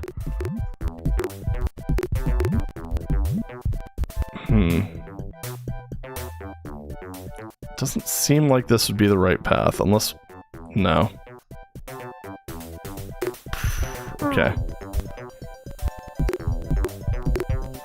Wait, what? Why does that have collision? It's probably part of that curve. Weird. Oh, the super impossible pogo trick. Yeah, it doesn't seem like there's a way to get up there from that. Try it a few more times. Nope. Huh. Interesting. I'm guessing that's gotta be... Yeah, I don't know. Still using the Commodore 64 in the early 90s. PC was too expensive and wild. Yeah. I mean, most of the hardware was, complete crap. I mean, you have, like, so many... Like, you'd have these standards like VGA, and then no one would even bother conforming to them. It's pretty great. You can just skip the lasers with a secret. That's true. But still, it's exercising my mad skills? Yeah, whatever. Alright, let's just exit. Oh yeah, Cyrix. I'm trying to think. I mean, I guess Cyrix did fill that, like, niche of a cheap microprocessor for that era.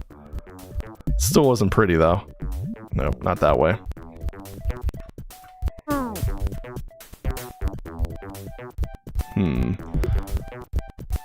Oh man, then there was always some of the late stage GPUs, like that whole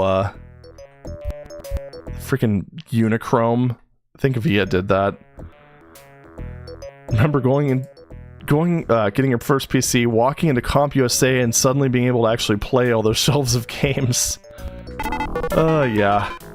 It almost seemed like the from what I've seen of like that early Mac market, like it was like educational titles and like a lot of shareware. BPRD does Keen custom stages now. That's Brownie in motion. Yeah, ain't that the truth? I mean, that would be kind of interesting. Especially with how he tends to have like very exploration heavy maps and stuff like that. He has also had Marathon Infinity. Yeah. Nope. Okay. Wait, can I even go over there? Doesn't seem like it. Oh, okay. Alright. That works. Pathways into Darkness. Yeah, he did have Bungie for a while. Until Halo. And Blizzard. Pretty much all Blizzard's games were also available on the Mac. I think up through Diablo 3, I think, was the last one. No, WoW Classic technically would have been the last one. You know, so many people play WoW nowadays.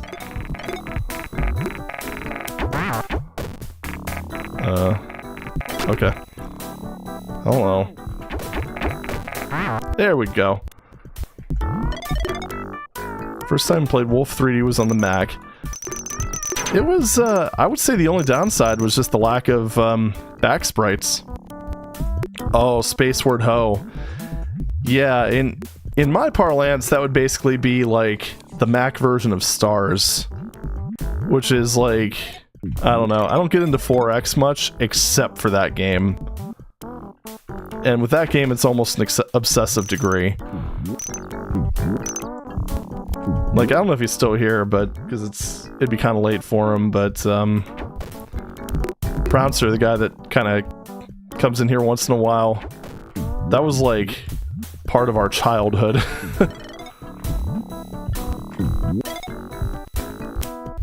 Which one of those wild things? I've known him for, let's see, 33 years? Yeah, that sounds about right. That's kind of wild.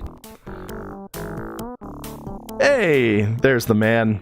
So sad when the guy that made Spaceward Ho said he didn't want to port his hobby shareware game to OS X because it required a ton of rewriting. Yeah, I could kind of see that. I mean, you're basically going from like... I mean, you probably also realized that, oh my god. I should have kept ducking. Yeah, I should have, but he probably realized that, Carbon wasn't going to be around forever. And that you're basically rewriting a classic Mac OS app to work with Next Step. That wouldn't be fun. I wouldn't think. Because, I mean, it was like one of those things where there was... Oh god, why did I hit the button? Why did I hit the button? But yeah, there wasn't really as much they could salvage from classic Mac OS.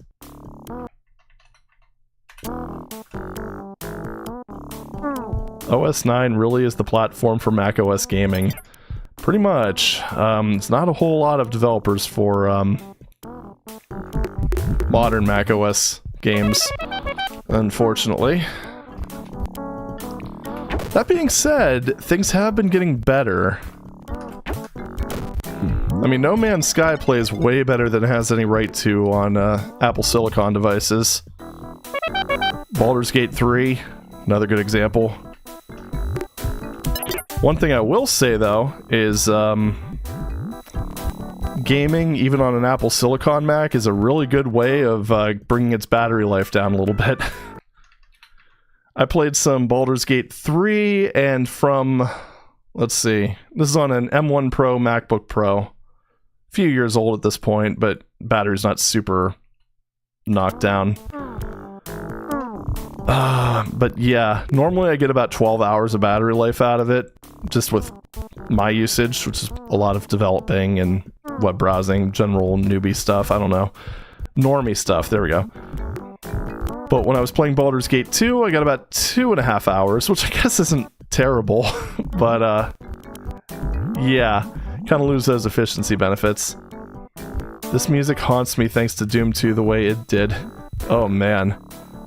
I don't think I can consider anything but a Mac for audio or video production anymore. Yeah, the way it handles Creative Cloud is... it's disgustingly good at it. Like, you don't even really need special hardware with Apple Silicon like you used to. It's not as fast at rendering video as my 3090 is, but at the same time, it also doesn't act as a space heater, and it's not, like, that much slower that it's unusable. I just keep... yeah. Remember when batteries were replaceable? Pepperidge Farm remembers. What's a replaceable battery? I think you're making stuff up.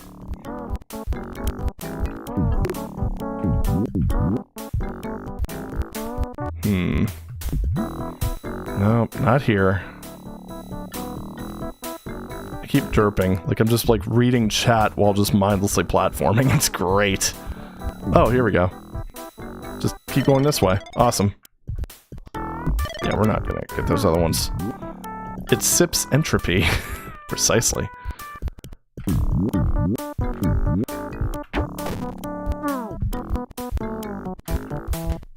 Nope. It's not gonna, like, kill me. Yep, okay, of course. That was a different section of level, apparently. Yeah.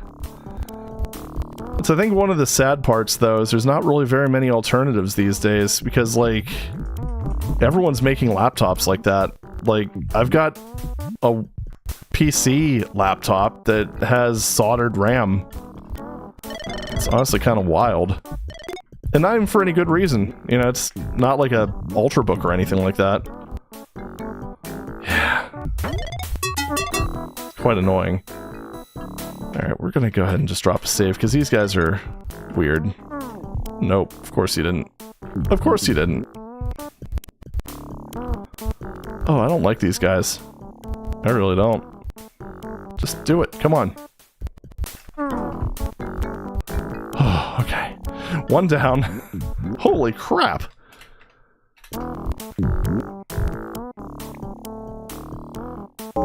Ah, jeez. Political and business nonsense, I don't want to get into it. Yeah, I don't blame you. There we go.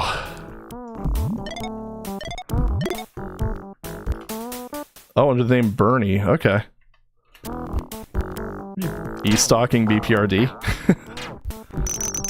I don't know. It's kind of an interesting change, I mean... Although it's kind of interesting that it's pretty much just one id game to another. Oh, I messed up. Want the headphone jack back on headphones. Yeah, it's kind of a personal thing. I don't really miss it, personally, but I understand why people would. One of the 4 machines protecting the main elevator shaft! Toast! And last time I used tethered headphones, I almost broke my phone. So, 'cause something tangled on the cord and just kind of yanked it out of my pocket. So, I don't know. Yeah. See, that's one thing that's kind of a positive. Is when it comes to computing, is thanks to certain things being like free and open. I don't know if we're ever going to get to the point where it's just going to be like renting a machine. I mean, I think we all know that Microsoft wants that future, but yeah, the thing is, we're always going to have other alternatives, I think, because people are always going to be fed up with some aspect of what's going on.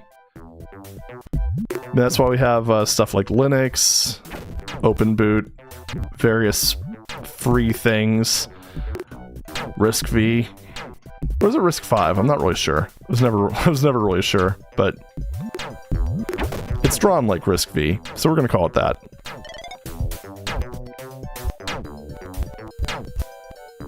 So, I mean, there's always going to be... It might be one of those cases where it's a little painful when, you know, you're waiting for people to make the transition, but I think there's always going to be a parachute. Just again, mostly because of people getting fed up with the way everything's going. Wait, how am I supposed to get out of here? I don't think... Is that thing destroyable? Oh, haha. Tee-hee. Are there any fabs that actually make RISC-V? There are a few. Oh, jeez. What did I get stuck on? I think the biggest issue right now is it's not... Oh, hello. Stop it. I think the biggest issue it's running into right now is mostly adoption and things along those lines. Microsoft rent $15 to change your setting. Microsoft introducing new CEO John Riccitiello. Just have a limited number of clicks per day.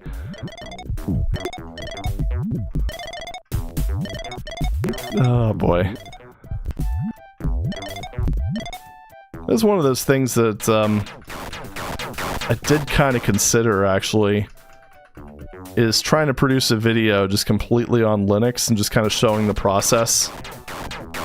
I use Arch, by the way. But yeah, I think that might be kind of interesting, because I mean, I've used Kdenlive a little bit, and I was impressed by what I saw, but I haven't used it for anything in any serious capacity as of yet. Whoa.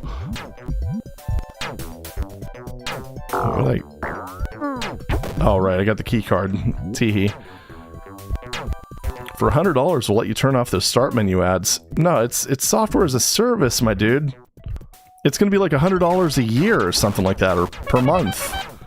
New Microsoft CEO Bobby Kotick, start menu DLC, purchasable in-app. Oh, man. Gotta stop giving him ideas, man.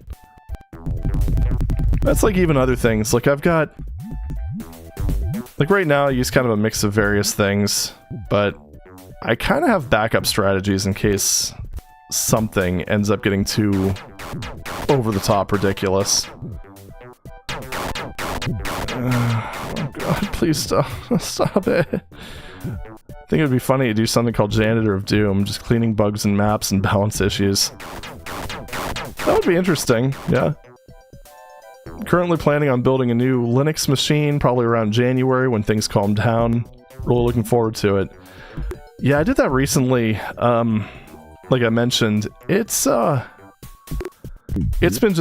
very nice. Just me and my KDEs.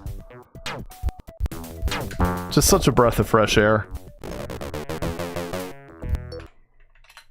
I mean, compared to everything, really. It's just, everything's so fast, responsive. And I have that knowledge where... Oh, piss. Yeah, that. I have that knowledge where if something goes wrong, I can actually fix it instead of reinstalling. And it's like how Windows is just... Oh, I know what I need to do now. Need to jump up here. Oh man, timing was off. But yes, I just know that I can fix it. Granted, you know, it's just... A lot of it's because of the distribution I use. I use Arch, by the way. There we go. But, I don't know, I just have enough background knowledge where I could just actually do things if something goes wrong with Windows, Mac OS. I mean, I could say that Mac OS has better ideas, but that doesn't translate to me fixing problems, necessarily. Like the read-only system volume, yeah, that actually seems like a pretty good idea. If you're just making an operating system that you want to be relatively safe and secure. Wow. Okay. Jeez, oh man. Hate how every Windows problem brings search results like, step 1, reinstall Windows. Yeah, exactly. I ran Red Hat in 2001 and 2002 and it cured me of Linux. Oh man. Well, see, I mean, you could argue that a big part of that was Red Hat. Oh god, well, I'm gonna get plenty of practice with these dudes, I guess. Ah, piss. Weirdly enough, when I switched to, like, harder Linux... Oh my god, that timing is so weird. When I, switched to, like, more complicated distros, and actually... And granted, a lot of this is because I'm a nerd, but...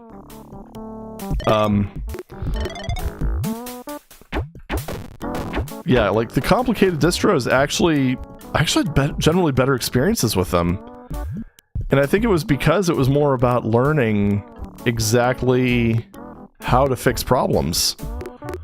Like, I started running Gentoo. Yeah, I know, I have a knack for picking meme distros, but, I used, Gentoo, started using Gentoo in about 2005. And that taught me so much about actually practical use of Linux, like when it comes to like troubleshooting, setting up the system, administering it. I mean, it helps so much. And that kind of carries on to Arch, which I almost consider to be more or less a binary version of Gentoo that sort of forces you into System D, but, you know, that's beside the point. That's gotten better, thankfully. It used to be unusable, completely unusable trash, but turns out if you brute force something hard enough, eventually it'll turn into something usable. Temple OS, hell yeah. Ugh. Right. Always learned, or always loved Slackware. Learned the nuts and bolts by using that for a while. Yeah, that's true. That was a pretty raw distro, overall. Oh, man. Okay, there we go. Urgh. Man, they're giving me a lot of, like, little, vitamins. You've got to drink your vitamins. Temple OS, hell yeah. Both because apparently I'm a guru, and also because there are software devs that don't know Git CLI 101. Yeah, none of my coworkers know how to use the Git CLI. So whenever there's like a serious problem, it's always me.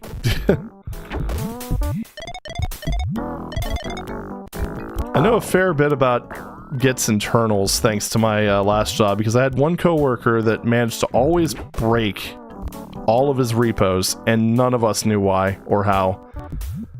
But I'd always be able to fix it. It was kind of wild.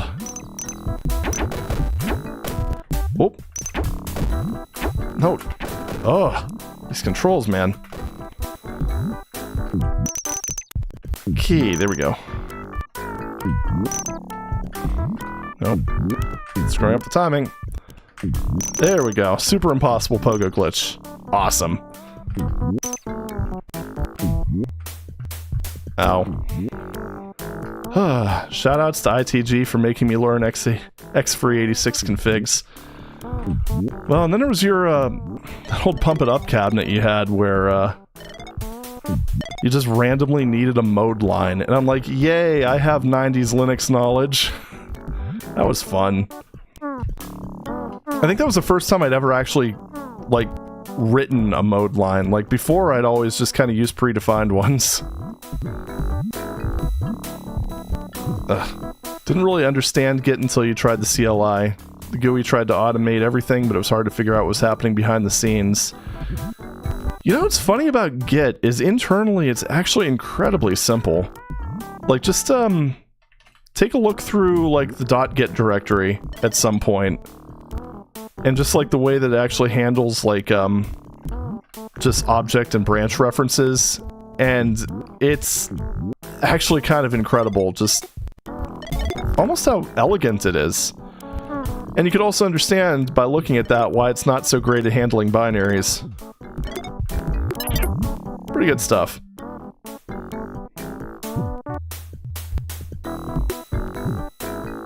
Remember when args meant different stuff depending on where in the command line you put them? That kind of stuff drove me mad with Linux. Well, one thing that's good is if they use a git opt style approach, it generally doesn't matter. So that's something that it does kind of depend on the app, unfortunately. Is the switch? Oh. I forgot this. Alright, I'll climb back up there. Sorry, a little bit of a stream delay, so... Balls. Man.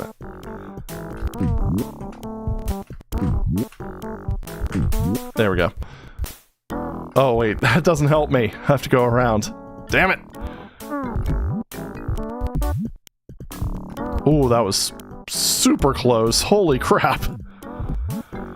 For some reason, I don't think that guy would have, I don't think the resulting shock would have been very pleasant.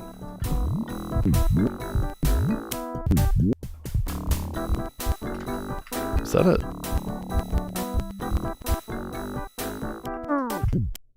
There we go.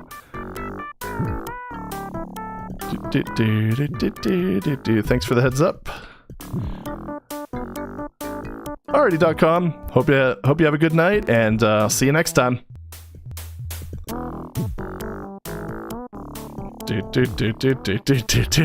Jeez, oh man. So speedy. Alright, so switch has been successfully hit. Yeah, I was wondering why that platform wasn't doing a whole hell of a lot, but hey, you know, simple problems, simple solutions. And we got a blue key. It's down there. I don't remember off the top of my head, but we'll look. This Armageddon machine makes no sense. Yeah, can you imagine maintaining this space station? That would be horrendous. Oh, it's... Oh. I'm sensing a chicken egg problem here. Unless I just need to... Yeah, okay. There we go. Yeah, I just need to go down here because I haven't actually been down here yet. Cool. Easy peasy. Red. Dubba dee dubba dead. Man. This is just like in any sort of like platforming game that takes place in like some sort of castle or anything. Like, I don't know, Castlevania, like Symphony of the Night. I can't help but look at those layouts and think, how on earth would anyone actually traverse this? I mean, it would be great cardio, so, there's... Oh, no. Well. It's all good. Everything's fine. You know they did that on purpose, though. No! Get away from me! How did that not break? There we go. Holy shite! McMansions be like. Welcome back, Abonky. Nice escape. Oh yeah, totally meant to do that. Oh, forgot to save before. That's fine. Assume the maintenance of the Armageddon machine is like in Disney's animated Hunchback of Notre Dame, where he parkours from one place to another. You're probably right, if we're being completely honest here. Yep. Ah, balls. Of steel. Oh, crap. Is So I was mashing space, and he wasn't shooting. That time he did. Ugh, so inconsistent. There we go. Oh, come on up. There you go. Holy crap, that took 2 presses. Calm down up there, boy. Hey, Zelda, welcome. Welcome to a, totally a shooter game. I mean, it kind of is. Alright, so... Nope, no secrets up there. I have to say, I'm getting used to, this... Well, Commander Genius's little quirks. Dick move, bruh. Oh, man, I didn't save at all. Ha! Gotcha. No!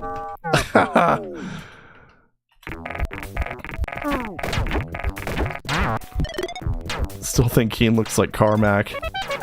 Yeah, I can kind of see that. There we are.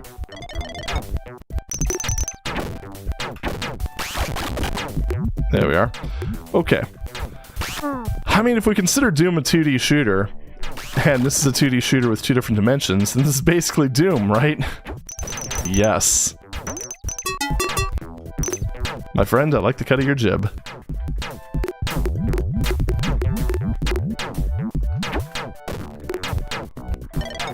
Okay, there we go. Oh, on another note, if you happen to need like a new desk for your upcoming Linux workstation, there's actually a company in Wisconsin that I bought a few desks from, actually a couple, like the one I'm using now, and the one for my Linux workstation, BTOD. They make some pretty good convertible desks, like electrically motivated standing desks. Save. Fine.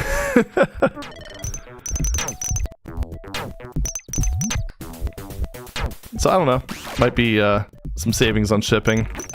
They're a bit more expensive than some of the ones that I've seen, but they don't tend to have like the degree of wobble that a lot of them do.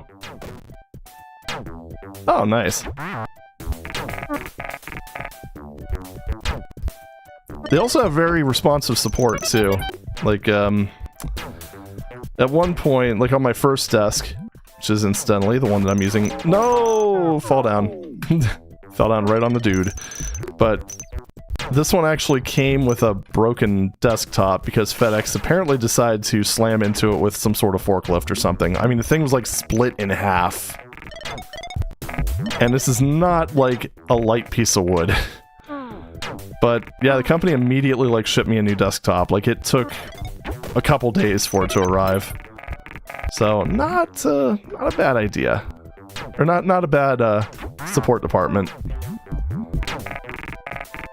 Like the idea of a standing desk, but I have a pretty bad plantar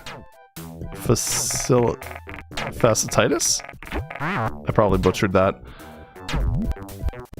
I'm going to guess that that's some sort of back condition. Okay, there we go. FedEx exclusively employs pro wrestlers for delivery. Yeah, pretty much.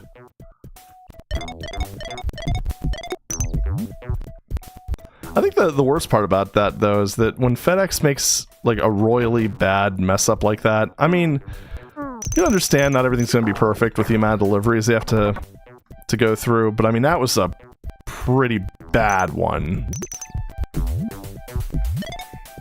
But, I don't know, whatever. But, yeah, it's kind of a shame that the company has to, at least for the short term, take the hit for it while they argue with the insurance department. I'd like Scott Steiner to deliver my package. Man, that'd be amazing. Oh, you fucker. Really? Alright. See if we can get the enemy to not juke me.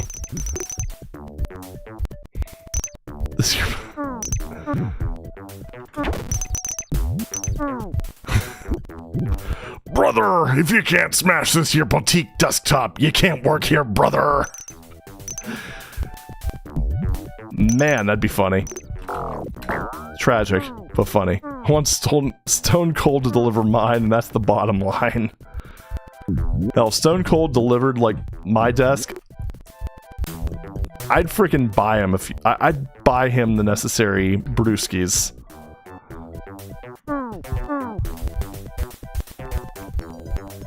It's like, can you do that thing where you, like, smash them together and... Yeah, I don't know. Oh, Andre the Giant, yeah. I mean, dude would have just slung it over his shoulder and brought it, like, wherever you needed it. What if the Undertaker delivered your desk? Yikes.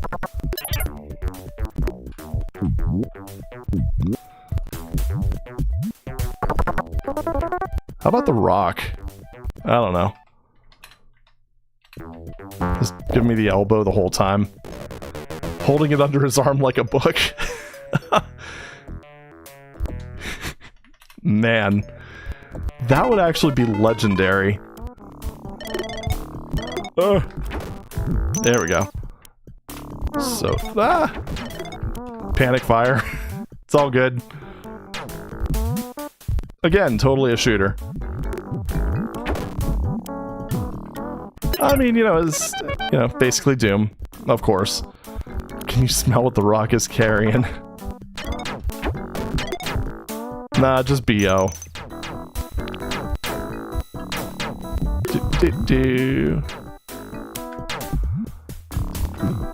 Wow. Keen's vibing, guys. Alright, cool. I'm not gonna grab all the candy. The Vitamin? Sure. The gem? Heck yeah.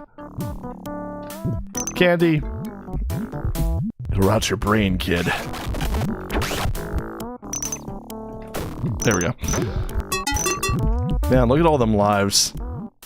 I mean, I'm not dying, like, at all, or anything. It is all good. Let's go and do that. There we go.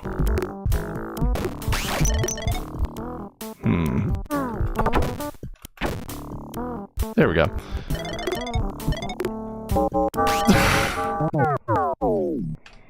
No, I'm not dead. See, I still have 12 lives. I didn't lose any lives. That's all that matters. Alright, there we go. Oh, also, arrows in the level, excuse me, arrows in the level, automatic 0 out of 10. Look at how many arrows this game has, guys. Alright, so, blue key down there. Oh, hi.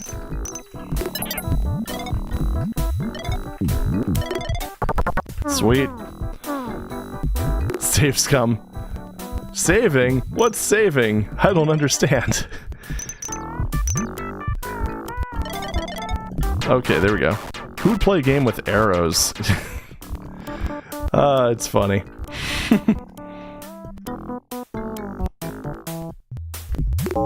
Oh. What is this, K-zoned? Yes?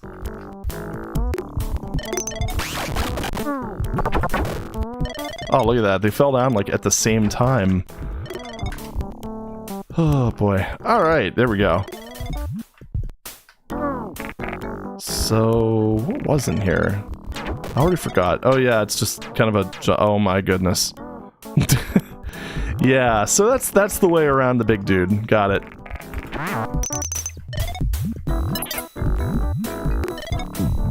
Whoa, yeah. The ultra jump. The ultra glitchy jump. Nothing disappoints me more than finding out that that guy can actually climb up those little ramps. System Shock taught you where to go by beating the player down. Accurate. Whatever happened to H-Zoned? Oh! That's what happened to H-Zoned. Oh, you son of an ass. That's the problem with that glitch jump. is when it goes off, it's a little bit unexpected. Sometimes you just kind of slam into things, and it completely interrupts your jump. That's why it's like less cheaty. Well, okay, it's pretty cheaty, but less cheaty than it appears. Yeah. So anyway, H-zoned is kind of, I don't know. I don't have enough of a variety. Like, there's just not enough of a variety of shovelware wads for Heretic, unfortunately. Unless there's another CD someone could point me to. So I try to keep it to, like, just kind of an occasional thing, because there's also, like, a ton of deathmatch levels. But what the hell? I can't jump down. What? Okay, I'm supposed to be able to... The game is bugging. Yeah, I'm supposed to be able to hold down and jump through this, but it's not letting me. Holy crap. There we go. Wow. Yeah, that was a bona fide soft lock right there. First time that happened in that section, too. No.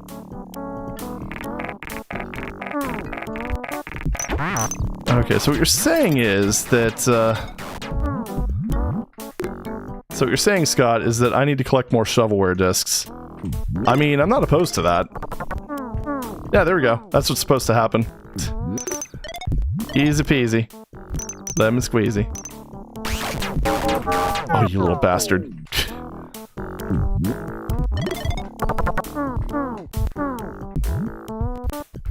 Oh, Duke World's still around. Okay.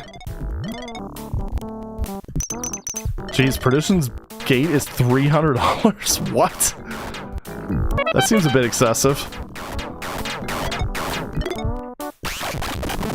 Ugh, that guy's so annoying.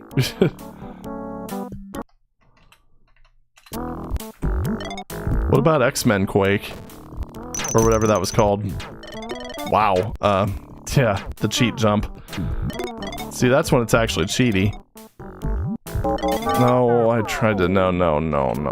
Bad. It's a bad robot. Good. Oh, man. I wish I had more disposable income back in those days. That would have been nice. I would have had a lot more shovelware discs. I've been kind of just eBay collecting them since then. I did manage to get a full D-Zone collection. Haven't gotten any of the other zones yet, though. One of these days. A 94 compilation wad from Finland. Interesting. That's one of the things that I kind of love about the whole Doom shovelware thing. The international community was so strong even then. Oh, I wonder if it... Apparently there's a bug where if you look down... Okay, it doesn't simulate it in this interpretation. But if you were standing on there and looked down in the original game, apparently you would never fall through. Oh, geez, these remind me of those stupid flitzers from Jetpack. Did anyone ever play Jetpack? Do these guys at least track you? Oh, they're so slow. Okay, yeah, I would like to take a look at that. How many D-zones are there? There's one... There's a floppy disk and CD version of one. Okay. Alrighty then. But anyway.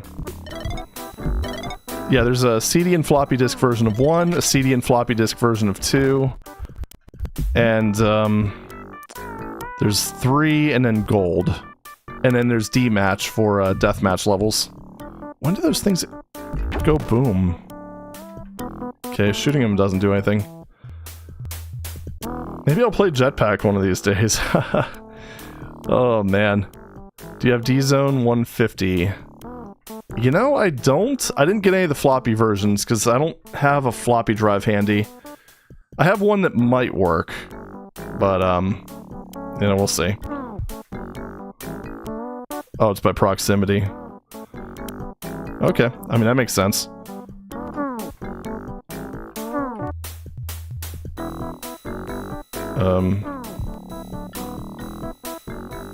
Hello?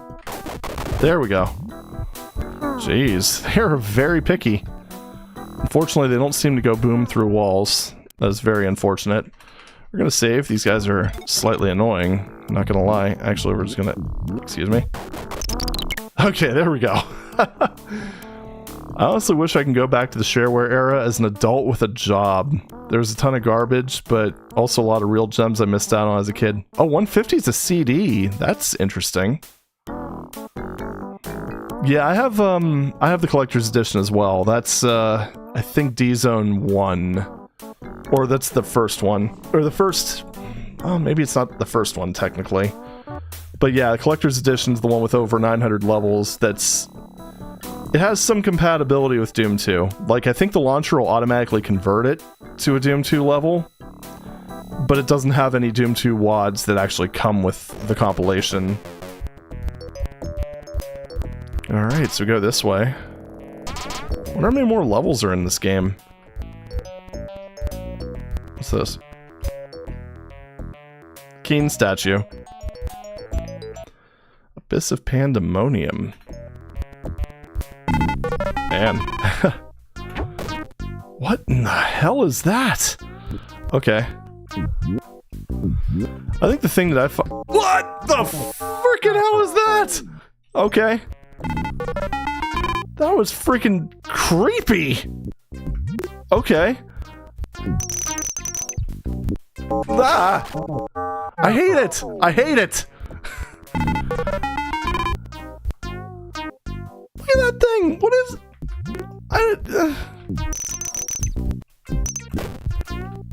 No, get it away from me! Far away from me, like in a different universe away from me. Wow! Okay. Okay, let's just leave. Please. Okay, thanks. Man, that actually, like, completely distracted me. Alright, anyway. Oh, back to the ring pops, thank goodness. I can deal with those things.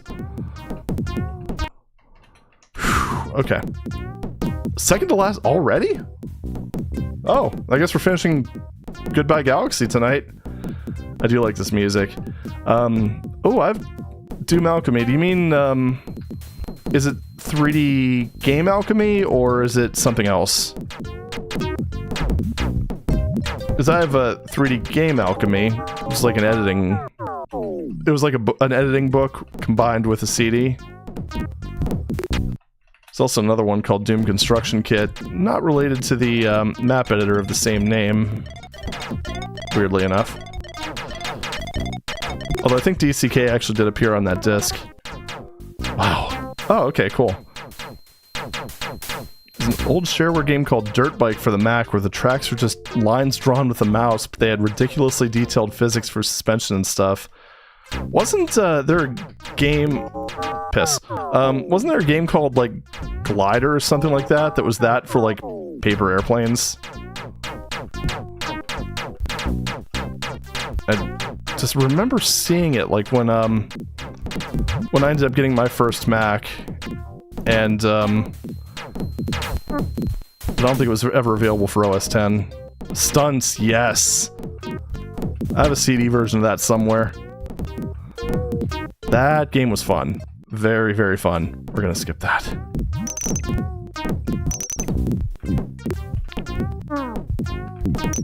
Oh, hello there. Oh. Welp. Alright, well that's, okay. Down we go. Alright, cool. Whoa! No, no, no, no, no, no. I hate that thing. I hate that thing so much. What the hell? Why? I just don't understand why it has to exist. Okay, man, they give you so many extra lives with this. Probably, well, it is... harder, I would say? What in the hell? Whoa, hello. I hate that cheat. It's just so mean. Oh. You just shoot it. I don't know why I didn't think about that. But, you know. We got there eventually. Okay, I know that arm grabby thing's gonna be over there, so we're just gonna take the coward's way out and save. Nope, down. Never mind. You know, I guess I shouldn't be surprised that there's even more Doom shovelware in Europe. Considering how big of a market that seemed to be. You know, like I said, Doom's international community. I mean, even on the like the American D-Zone discs, I mean, there's just so much content from them damn foreigners. Yeah. It's all fun and games until someone goes America. Goes full American.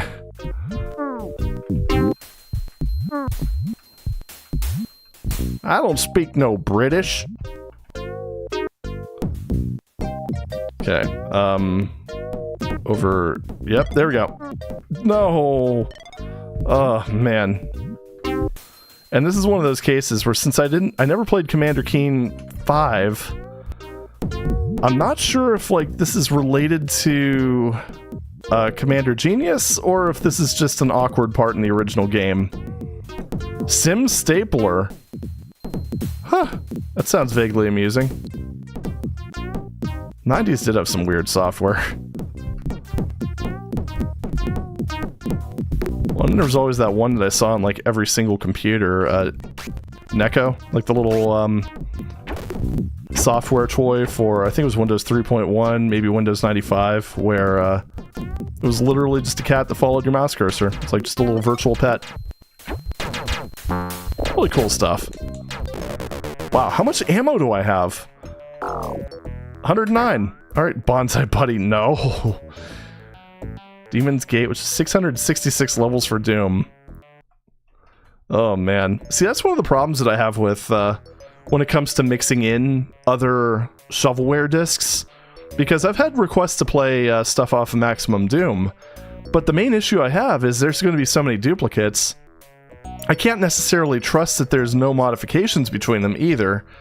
So, like, one of the things that I started doing is writing some deeper analysis software that would actually compare the structure of the levels along with thing placement and try to figure out how much of the level is identical to another level. There's also a missing tile here. I don't know if you see that. It's really bothering me now. I'm just going to go into the other map. Wow, I think this is the last level. I remember seeing a task of this, but it was so wild that I had absolutely no idea what was going on. So, I don't know if they can count that as, like, seeing the game. Killed by a ring pop. Oh, damn it. Oh, I just saved in the wrong slot. Okay, that's fine. E-sheep. Little sheep would appear on your screen, eat your folders, wander in your windows, etc. That sounds fun. This almost sounds like Bobby Prince practicing for Wolfenstein. Like the soundtrack of this one. Pretty wild. Yeah, the task skips like most of the game. It takes advantage of so many bugs. But I am like 99% sure this is the last level, just because I remember this being like 90% of the playthrough. Well, episode 5 definitely has a lot more original music than 4. I win. I don't think I'm going to be skipping as much of the level. But that is wild, because I mean, was it mostly just from working through and trying to figure out some of the issues, or is this Keen just much shorter than 4? Jared, a smiley face that sung a song. I don't remember that. I do remember one that basically would take a screenshot of your desktop, then just allow you to shoot at it. I don't remember if it was me or my dad that found that, but we found it very amusing nonetheless. Wah, wah, wah. Wah, wah, wah. Alright, we are just after midnight in my humble time zone. That was the wrong one. Let me just save into that first slot. There we go.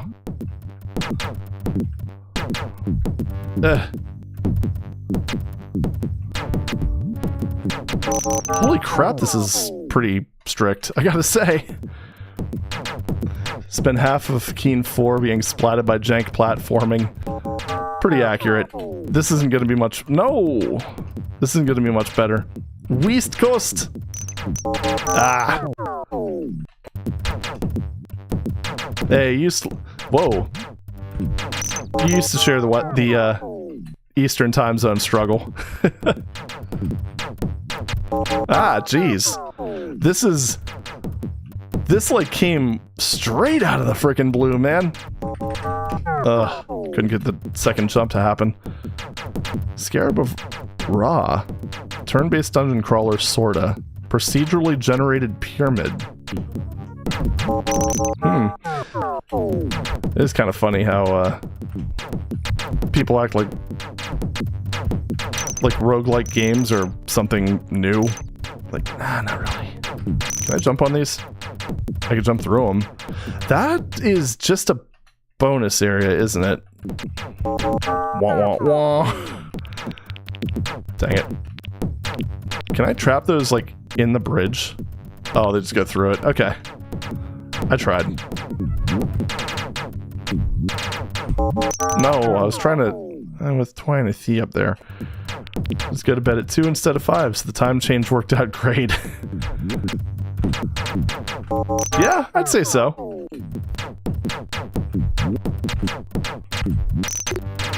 No, there's something up there. Except I'm not legally... What? Okay, you can stand on that one. I'm saving. Just seems like a good idea. Oh, you know, I think it is. Maybe I wasn't far enough to the one side. I guess that's probably true. That is a mean section. Holy crap. Wait, what? What happened? I saw an invisible dude for like a second. What? Was that guy just truly invisible? If I just jump up, did he just jump down from there? Like, what's going on here? Okay.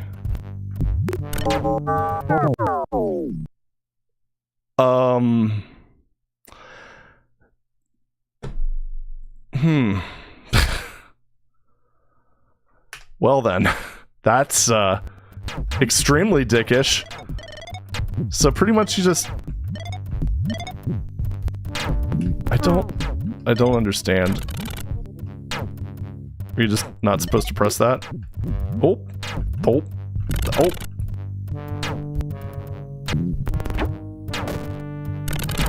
Oh, there. Piss. Alright. Invisible spiders.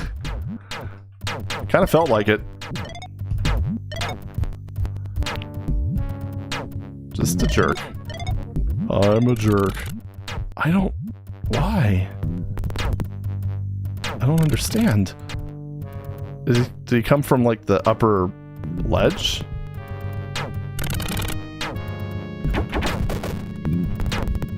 He's more like an Inviso... Oh, you asshole. Inviso, oh, you asshole. I heard the audio cue, but I'd never seen the enemy before. Like, they're just kind of... They're introducing a lot of mechanics for, like, the last level.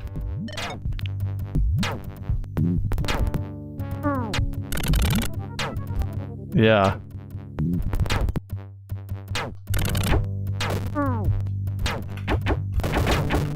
Oh, he's invincible. Was it one of those things where... Yeah, I don't know. I'm just gonna assume that he's invincible. Man, that is,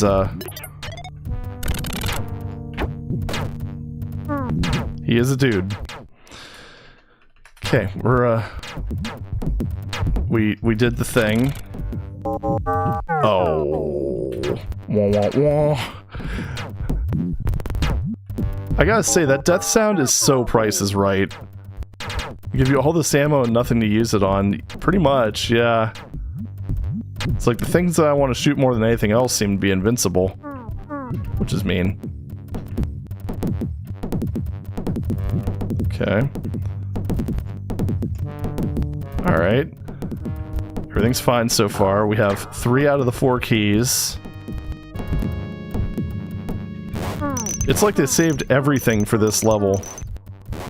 Oh, more ammo! And 119. Ghost Doggos.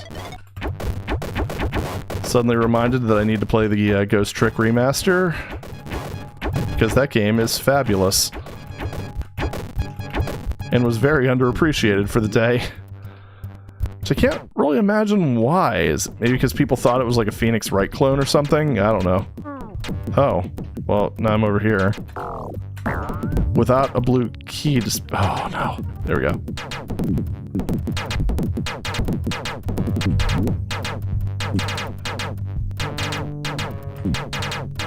Oh, that was close.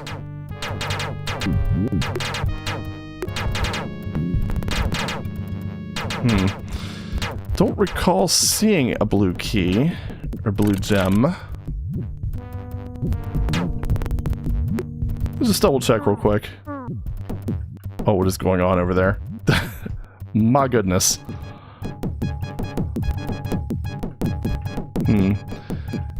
Yeah, I don't think it's in this area. Or maybe it is. No, I don't think it is. IDDT. Go back to the dock. There it is. Thank you. Wasn't paying enough attention as I was coming down here, clearly. Because I enjoy talking to you guys. Basically, I'm blaming you guys for me missing that, so, you're welcome. There we go. Right. So with how we're talking about old games earlier this stream, did anyone ever play Jumpman Jr. on the C64? I've never played the C64 one, but I have played the somewhat unauthorized remake for DOS. So, kinda. Half marks, maybe? Alright, ba-dump, ba-dump, ba-dump. Oh man, these laser barriers. Wait for it.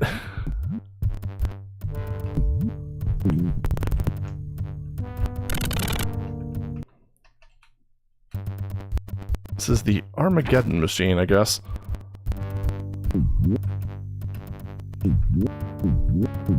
Okay, well, it's not going to be that simple, I guess.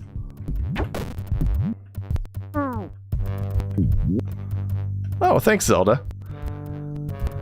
We play the other Commander Keen games. I really wasn't crazy about, oh, I remember seeing the task do this, where you had to use this thing to explode the big thing at the end. Maybe? I don't know. But no, I wasn't super crazy about 1 through 3, to be perfectly honest. If I can get my hands on 6... Probably. I think I do have Keen Dreams. I think that came in my little GOG bundle. So, maybe. I don't know. No, no, no, no! Kaboom. There was supposed to be an earth-shattering kaboom! Also, yes, Dave, the DOS version does make your body ragdoll indefinitely to the bottom of the screen. That was actually one of the things that always amused me about that game, to be honest. What? Oh, you can go down the side of that. Alright.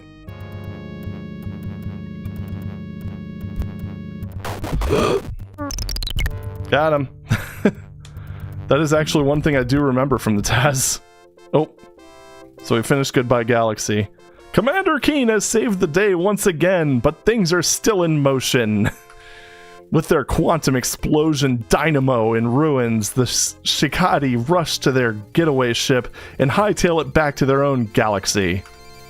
Keen rummages through the control room with a QED for clues as to why the Shikadi wanted to blow up the galaxy. He stumbles upon a note written in the standard galactic alphabet. Oh my goodness. I don't really want to translate that. Hold on. Let's see. Commander Keen 5 notes. Oh, there it is. Okay. Dear Billy, you fell for my android machine and now you've fallen for it again. I'm blowing up the universe, not the stupid galaxy. This was just a big distraction. Dodo. Tag. You're it. Mortimer. P.S. Ganalek is how these dumb Shikadi pronounce grand intellect. Or didn't you notice that, Mr. 314? Oh, sneaky. Alright, well. So, that explains why the planned sequel to this trilogy was The Universe's Toast. Okay. Explains a lot. Keen takes the note with him to decipher until when he gets home, not seeing anything else of interest. Uh-huh. Yeah, Mr. Pie. M. Jazz Jackrabbit. It's been a while. Maybe. Back at home, after having saved the galaxy, Billy feeds his rain-soaked parents ice cream and gently shakes them back to consciousness. Hopefully this won't affect his allowance. See you Christmas 92 when Commander Keen returns to battle for the universe. Sure thing. It'll be the biggest Keen ever. You won't believe your eyes. Thanks for playing. Feel sorry for the people who were hyped for that. Oh boy. Well, that was Keen 5. I did not expect to do both in one episode. Gotta say. So, yeah, there's that. I will say, I mean, it really did seem like Keen 5 was a shorter game.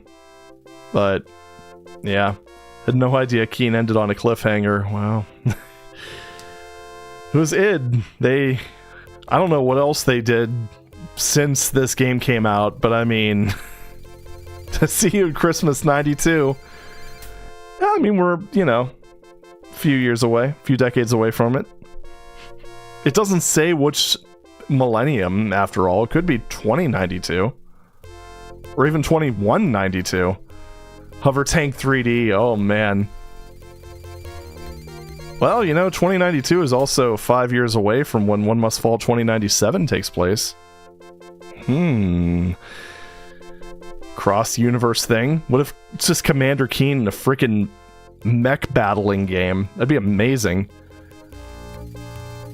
But yeah, that was Commander Keen, Goodbye Galaxy, as we covered 4 and 5. Awesome. But I'm going to go ahead and cut it there, because I need to get to bed. So, thank you all very much. Oh, the FPS games with the mage. The Catacomb series? Or Hexen. Could be those two. Hexen or Heretic. Which, I have covered those. Because I'm fancy. Oh, Catacombs. Yeah, I don't know. I don't really know what I'm going to do next. We'll see. I don't know if it's going to be another platformer. Yeah, we'll see. But anyway, thank you guys very much for watching. I always appreciate it. And I'll see you in whatever comes next. In the meantime, thanks for playing. No. Take it easy. And have a good rest of your day, evening, or whatever it is where you are. Take care.